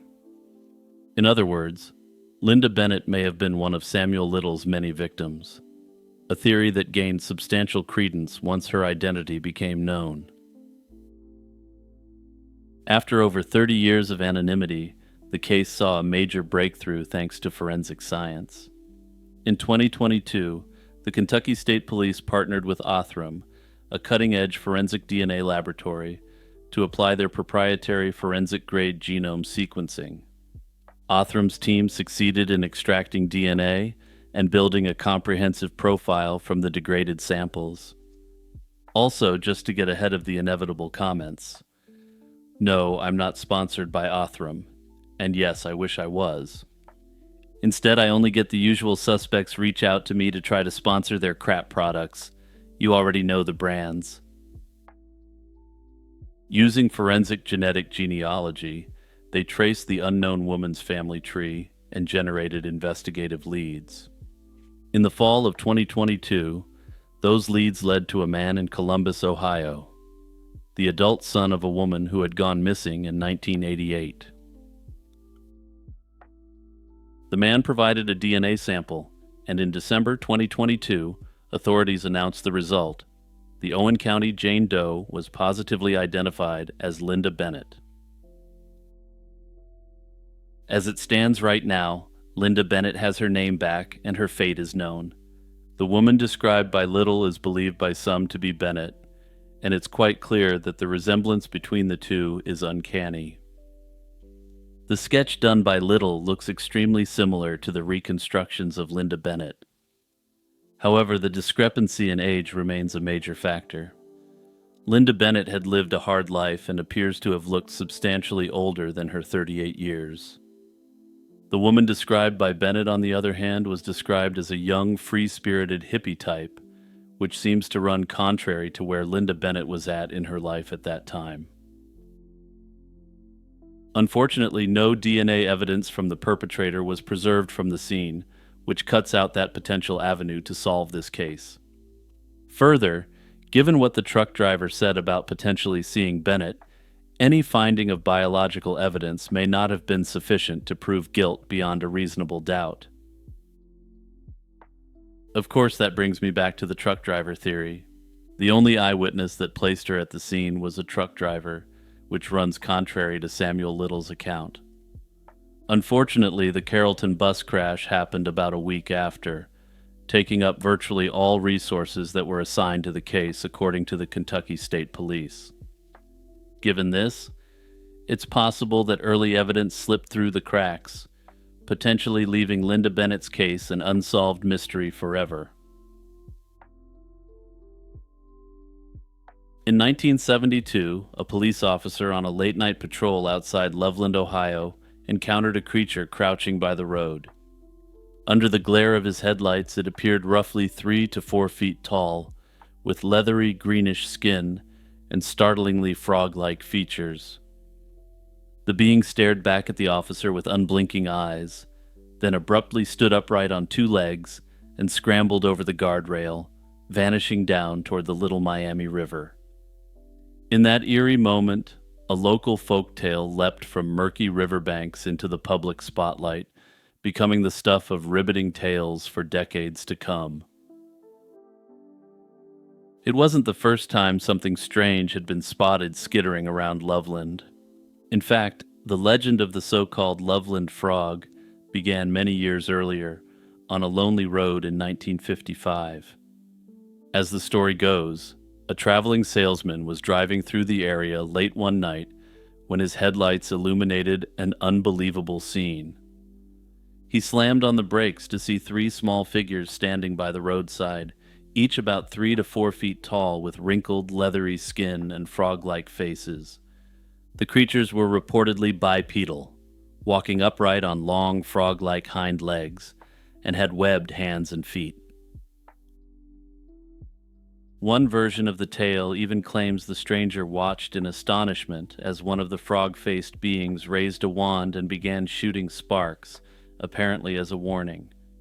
If this version of events is to be believed, this suggests that this traveling salesman may have encountered a gathering of frog wizards in the wild. With details as fantastical as this, the 1950s incident hopped on the lily pads between local folklore and outright science fiction. Notably, some have taken the odd use of technology during that encounter to suggest that the Loveland Frog wasn't a cryptid encounter, but rather a close encounter of the third kind. That said, this initial story doesn't include the mention of any craft or vehicle associated with the frog wizards. 1972 was the year the Loveland Frog legend truly grew legs and left the pond, leaping into the annals of both cryptozoology and urban legends. After the officer's fateful initial sighting on that early March night, word of the encounter spread internally, and other officers were understandably skeptical. But just 2 weeks later, on March 17, 1972, an early St. Patrick's Day morning, a second Loveland police officer had a run-in that would solidify the creature's fame. He was driving in the same riverside area when he saw what looked like an animal lying in the road. The officer wasn't sure if the creature was dead or alive, but trust me when I say that he would be making sure the animal was deceased very soon. As the officer got out of his cruiser for a closer look at the creature suddenly stirred. It rose from a crouch and scurried away toward the roadside ditch, in a manner that seemed eerily similar to the previous officer's description. Startled and unsure what he was dealing with, the officer, apparently inspired by the release of Dirty Harry in the previous year, drew his service weapon and started blasting wildly. The unknown animal flopped over the guardrail, apparently injured, before it eventually disappeared into the dark brush. However, unlike a typical cryptid story, this encounter didn't end there. The cop managed to track down the creature's body, or so he later claimed, and hauled the carcass into his trunk to show the officer who had initially encountered it. Far from an otherworldly frog humanoid, it turned out to be something far more ordinary, a large iguana, about 3 feet long. The iguana was missing its tail, which likely made it look strange at first glance in the dark. The cops reasoned that this cold-blooded reptile must have been someone's pet that either escaped or had been released after growing too big. In a 2016 interview, the cop who gunned the iguana down declared that it was, quote, half dead anyway, and implied that he had just put the poor creature out of its misery. And yet, despite the officer's reports and the neat conclusion, this tadpole of a tail took on a life of its own, losing its tail and growing legs. Some in the community were not entirely convinced that the iguana explained everything. They didn't accept that an iguana would have been able to survive out in the wild for 2 weeks, between the initial sighting and the slaying of the creature 2 weeks later. Simply put, locals kept repeating the story, and the Loveland frog refused to just croak. In the summer of 2016, the legend came leaping back into the headlines, thanks, oddly enough, to a popular phone game about strange creatures out in the wild. That year, 2 teenagers were out playing Pokemon Go one night near Lake Isabella, just outside Loveland. That night, they reportedly stumbled upon something straight out of a campfire story. In the glow of their phone screens and the moonlight on the water, they saw a giant frog by the lake's edge. Except this was no ordinary frog. It stood up on its hind legs and started advancing towards them in a menacing fashion. One of the startled observers, a local man named Sam Jacobs, managed to snap a few photos of the creature. The photograph was dark and grainy, showing only the silhouette of a frog-like figure and 2 glowing eyes in the night. Take a look at the photograph on your screen now, and let me know in the comments what it looks like to you. To me, this doesn't look anything like a frog whatsoever, given the location of the eyes. For long-time fans of my channel, you're going to appreciate what I have to say next. This looks like a classic case of an owl misidentification. This is just an owl's eyes bouncing your camera flash off the thin, shiny layer that helps the bird see in the dark. Also, look closer. The body under the eyes widens, then tapers like a bowling pin, which is exactly what a roosting owl looks like when it tucks its wings. Frogs don't generally taper off like that, at least not any that I've seen. In the end, there's essentially 2 options with respect to this cryptid. The first is that Loveland is inhabited by large frog-like creatures who can shoot sparks from wands. The second is that the whole thing just comes out of a weird iguana mishap and a trigger-happy cop with a vendetta against reptiles. Which version of events you choose to believe is ultimately up to you. For nearly 3 decades, the identity of an elderly woman found buried in the Southern California desert remained unknown.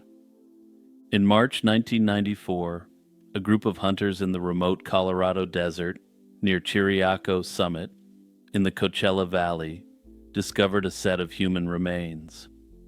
This woman's remains had been uncovered by a particularly heavy rainstorm which recently hit the area. Authorities determined the victim was a white female between 70 and 85 years old. She had thin white hair about 5 inches long and was found clad only in a disposable adult diaper and a pink robe with no tags or labels. No form of identification was with the body, and investigators quickly concluded that she had been slain.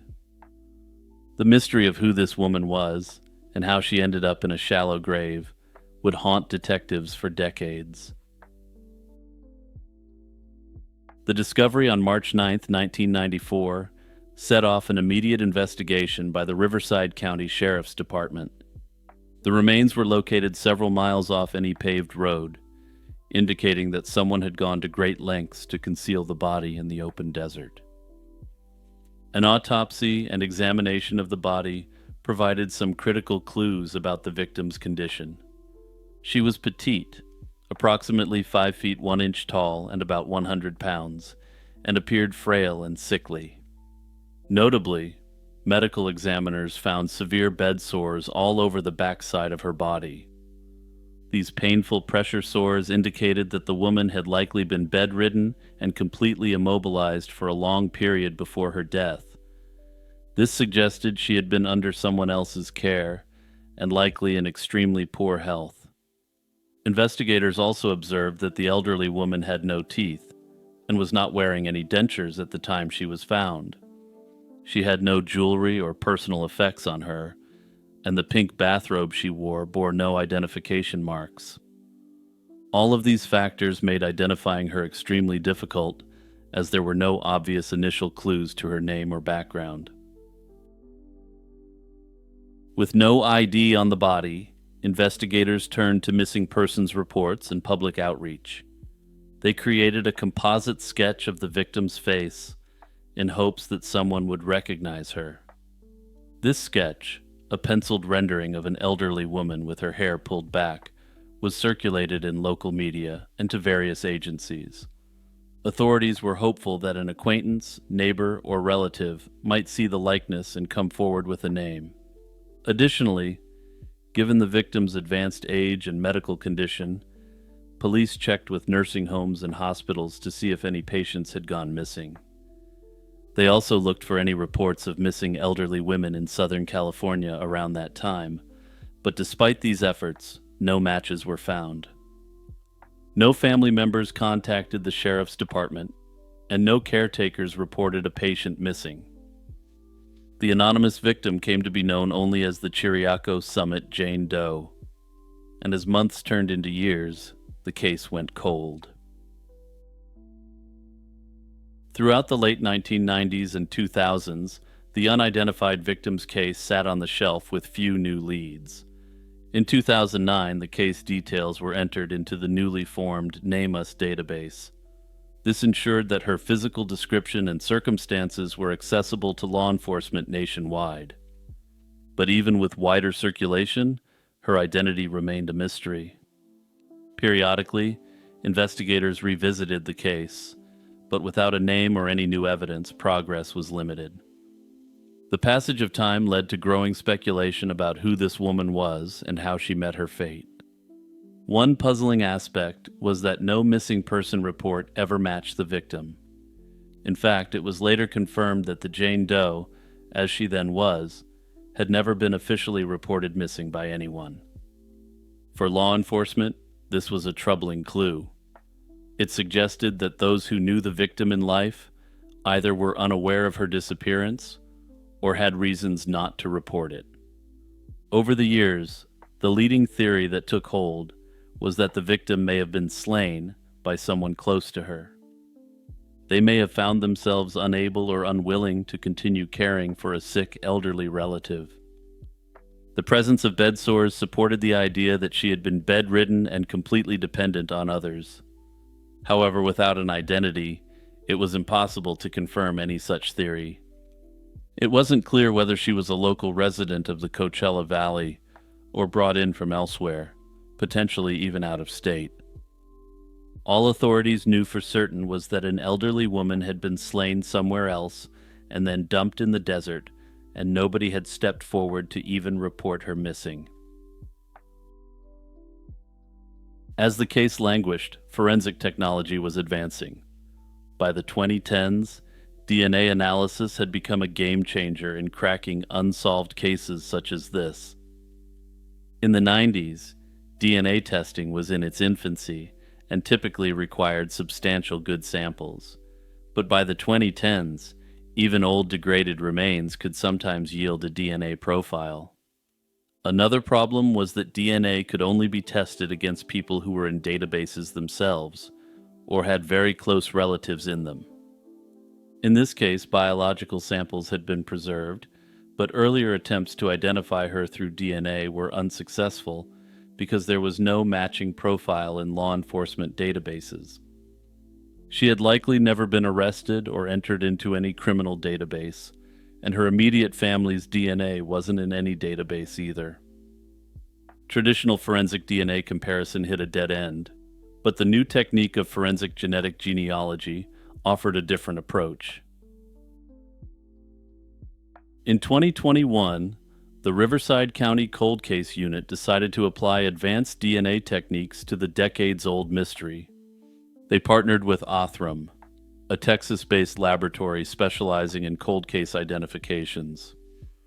Othram's team was able to extract DNA and use their innovative forensic-grade genome sequencing technique to build a comprehensive genetic profile of the victim. This process involves sequencing hundreds of thousands of genetic markers, far more than standard law enforcement DNA tests, enabling even distant familial matches to be detected. Once Othram had developed the profile, the data was returned to Riverside County investigators for genealogical analysis. Armed with this new DNA profile, investigators began to construct the victim's family tree. Little by little, distant cousins and relatives were identified through shared DNA markers. Researchers followed these clues like branches, working backward to find a common ancestor, and then forward through family lines. It was a painstaking process, but eventually it led to a promising name: Claire Antonia Deverak. Once her identity was known, detectives and journalists began digging into Claire Deverak's life story. Records showed that she was born Claire Antonia Callis in 1907 in Chicago, Illinois. Not much is known about her early life, though it is known that her parents had been German immigrants. In 1939, she married a man named Joseph Deverak, and the couple started a family, and they had 2 children, named Donald and Joanne. Sometime in the late 40s, the Deveraks moved to Florida, settling in Pinellas County, where he worked as a farmer while she was a homemaker. After spending a number of years in Florida, the family eventually moved west to Arizona. By the 1980s, they were living in Scottsdale, and in 1986, Joseph Deverak passed away while they were still residing there. Now widowed and in her late 70s, Claire apparently decided to relocate again. Sometime after her husband's death, she moved to California's Coachella Valley, possibly to be closer to one of her adult children or other family. She acquired a home in the area, and this is the residence from which she ultimately disappeared, sometime in the early 90s. A striking fact emerged during the investigation of Claire's background. Despite her sudden disappearance and violent end, no missing persons report was ever filed. Neither her children nor any other family or neighbors reported her as missing to the authorities. This explains why law enforcement had no leads in 1994. Claire wasn't listed as a missing person in any database. The lack of a report is now a critical element of the mystery. It hints that someone close to Claire might have known more about her fate and chosen to stay silent. Identifying Claire was a major breakthrough, but it was only the first step in resolving this cold case. With her name and history known, The Riverside County Sheriff's Department has turned their focus toward finding out who was responsible for her death. The case is now being investigated as an act of slaying, albeit one that's 30 years old. Publicly, authorities have remained tight-lipped about any suspects or persons of interest. However, the very nature of the crime suggests a limited pool of potential perpetrators, likely those in Claire's immediate circle. Because she was elderly and infirm, she wouldn't have been physically capable of traveling far on her own. Instead, the evidence points to someone who had access to this vulnerable woman. At this stage, her cause of death hasn't been publicly released, but it was deemed a slaying by the coroner back in 1994. So what happens next to bring justice for Claire Deverak?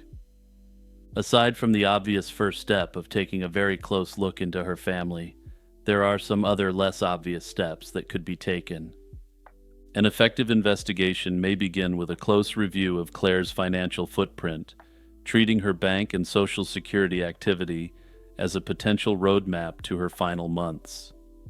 Unusual ATM use or transfers to third parties may signal financial exploitation, pointing toward a caregiver or family member who had access to her accounts. Further, if someone kept cashing her checks after her body was found, that would raise suspicions on that person significantly. Next, authorities could systematically examine records from care homes and home health agencies in the Coachella Valley area.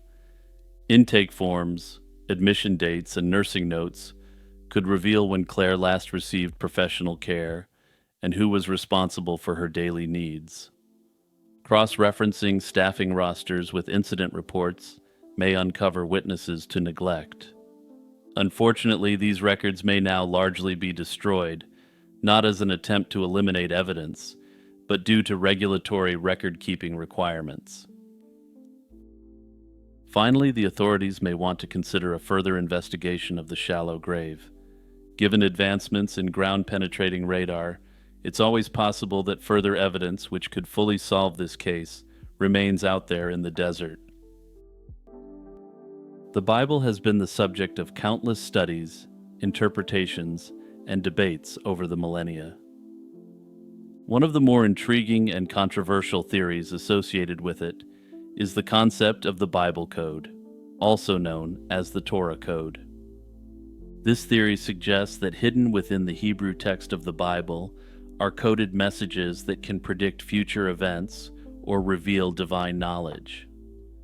The Bible Code is essentially a purported method of finding hidden messages within the text of the Bible, particularly the Hebrew Torah, the first 5 books of the Old Testament.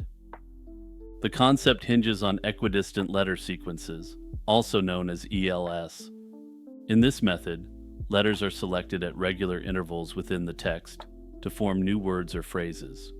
For example, starting from a specific letter in Genesis and skipping every 50th letter might spell out a word or phrase. Proponents argue that these hidden messages can predict specific events, identify names, and reveal patterns of divine significance. The idea of finding hidden messages in the Bible isn't entirely new. The concept can be traced back to Jewish mysticism, particularly Kabbalah, which emphasizes deeper esoteric meanings within the Torah and other traditional Jewish texts. The modern version of the Bible Code, however, gained prominence in the late 20th century. In 1976, an Israeli mathematician named Dr. Eliyahu Rips, alongside Doron Witztum and Yoav Rosenberg, applied computer algorithms to search for equidistant letter sequences in the Bible. Their work culminated in a 1994 paper published in the academic journal Statistical Science. The paper claimed to find statistically significant patterns, such as names of famous rabbis encoded alongside their birth and death dates in the Book of Genesis. This sparked public interest, but it wasn't until journalist Michael Drosnin published his book The Bible Code in 1997 that the theory exploded in popularity. Drosnin's book was a bestseller and presented bold claims, including predictions of future events like nuclear wars and natural disasters. While his work popularized the concept, it also drew sharp criticism from both scholars and skeptics. One of the Bible Code's most provocative claims is its ability to predict future events. Drosnin, for instance, claimed the Bible Code predicted the slaying of Israeli Prime Minister Yitzhak Rabin. However, of course, it's much less impressive, or not impressive at all, to claim to have predicted an event after the event has occurred. Statisticians and skeptics have been especially critical of the Bible Code. One major critique is that equidistant letter sequences are not unique to the Bible. Researchers have demonstrated that similar patterns can be found in any sufficiently large text. For example, an Australian mathematician used the same methods to find quote-unquote predictions in Moby Dick by Herman Melville, including the slayings of JFK and MLK. Additionally, the statistical methods employed by Bible Code proponents have been questioned. Some argue that by selectively choosing starting points, intervals, and contexts, one can produce virtually any desired result. But secular scholars aren't the only ones who have taken their opportunity to dunk on the Bible Code. Religious scholars also point out that the Bible Code's reliance on the exact text of the Hebrew Bible is problematic. Over centuries, slight variations in manuscripts have emerged, raising the question of which version of the text is the correct one for such analyses. Even small changes in spelling could drastically alter the outcomes of equidistant letter sequences. Further, many observant people find that the Bible Code is at best a distraction from the true meaning of the Bible. They argue that the Bible's spiritual and moral teachings should take precedence over speculative claims about hidden codes. In my view, the real problem with the Bible Code is the fact that it has no apparent predictive powers whatsoever. It's essentially the occult version of a cheap parlor trick using a book that's held as sacred to a large percentage of the world's population. Bushido, often translated as the way of the warrior, is famously known as the moral and ethical code of the samurai, Japan's warrior class. It evokes romantic images of armored swordsmen upholding ideals of honor, loyalty, and bravery. Yet historians have long debated whether a unified code of Bushido truly guided samurai throughout history, or if our modern idea of Bushido is largely a later invention. When we look at Japan's medieval and early modern periods, we find that samurai did follow certain ethical ideals, such as loyalty to one's lord, personal honor, and courage in battle. These values developed slowly over the centuries. For example, as early as the 13th century Kamakura period, warrior tales emphasized bravery and honor, like announcing one's name before combat, as virtues for samurai. However, there was no single formal Bushido code in these eras. In fact, the Japanese word Bushido, literally warrior's way, is rarely found in pre-modern texts. The concept of a samurai honor code certainly existed in various forms, but it was not a fixed written doctrine universally followed across all samurai families. Different domains and eras had their own house codes and philosophies for warriors. Many famous samurai texts like Hagakure or Budo Shoshinshu do articulate samurai virtues. However, these were written long after the age of constant warfare, often as nostalgia or guidance during the long peace of the Edo period. Notably, Hagakure itself was not widely read until the 20th century, when it became celebrated as a Bushido classic. Historical evidence also shows that actual samurai behavior did not always match the later Bushido ideal. Loyalty, for instance, was often pragmatic. During the age of warring states in the 15th and 16th centuries, many samurai changed allegiances when it was advantageous. Scholars have noted that the image of unwavering fealty to one lord, or the emperor, was largely a product of Edo period storytelling and not the reality before 1600. Early chronicles even describe clans intentionally splitting their members' loyalties between rival sides to ensure the family's survival regardless of the conflict's outcome. Treachery, mercenary rewards, and brutality were not uncommon in samurai warfare, much like in any other warrior culture. Chivalrous individuals certainly existed, as they do in all societies, and samurai epics celebrate heroes who died for honor or loyalty. But as one early 20th century scholar, B.H. Chamberlain, observed, quote, "Bushido, as an institution or a code of rules, has never existed. Those later accounts of a strict code were, he argued, fabricated out of whole cloth, a mythologized retrofitting of history. While that may be an extreme view, it highlights the fact that our modern notion of an eternal, unchanging samurai code is oversimplified." If Bushido was not a formal medieval code, how did it become so famous? The answer lies in the Meiji era and Japan's nation-building efforts. After the Meiji Restoration of 1868, the samurai class was effectively abolished as a social status. Yet paradoxically, it was after the samurai were gone that Bushido as a concept truly flourished. During Japan's rapid modernization, leaders and thinkers sought symbols of national identity that could inspire unity and pride. They began to recast samurai ideals into a modern context, a process one historian has called the inventing of Bushido. By the 1880s and 1890s, Japanese intellectuals started referencing Bushido in writings, presenting it as a long-standing samurai principle of loyalty and honor. In reality, as studies have shown, the concept of Bushido was largely unknown in Japan before the 1890s, and only gained wide currency after 1900. This was no coincidence. It aligned with Japan's rising nationalism and its military victories. Simply put, Bushido was being reinvented to meet contemporary needs, and also provided a homegrown framework for thinkers who felt Japan was becoming overly westernized.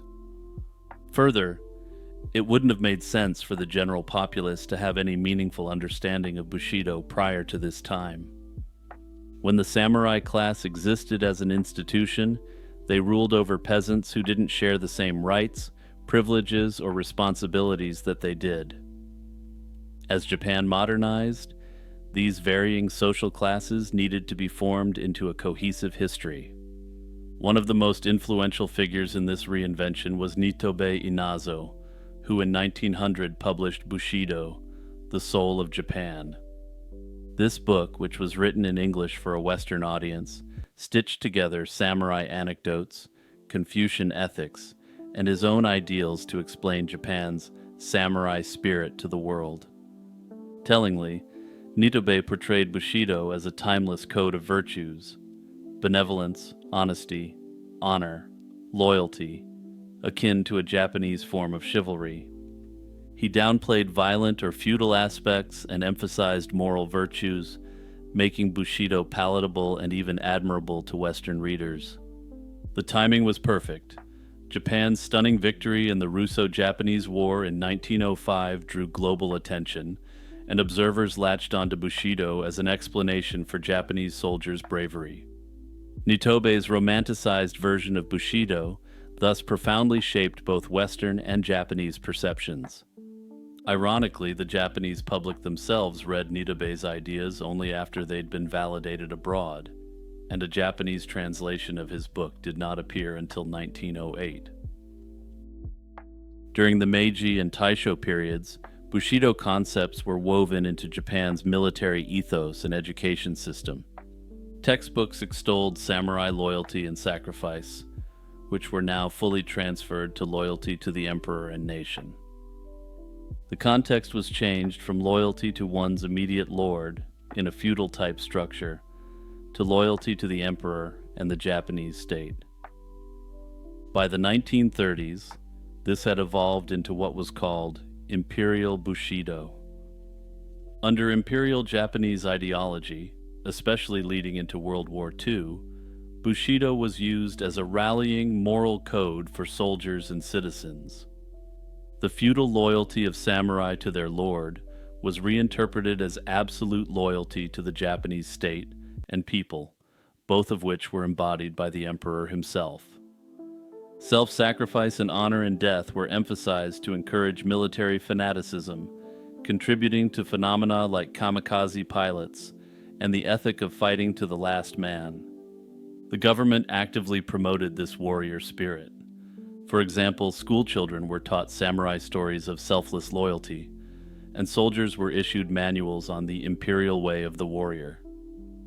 This state-crafted Bushido stressed obedience, courage, and death before dishonor.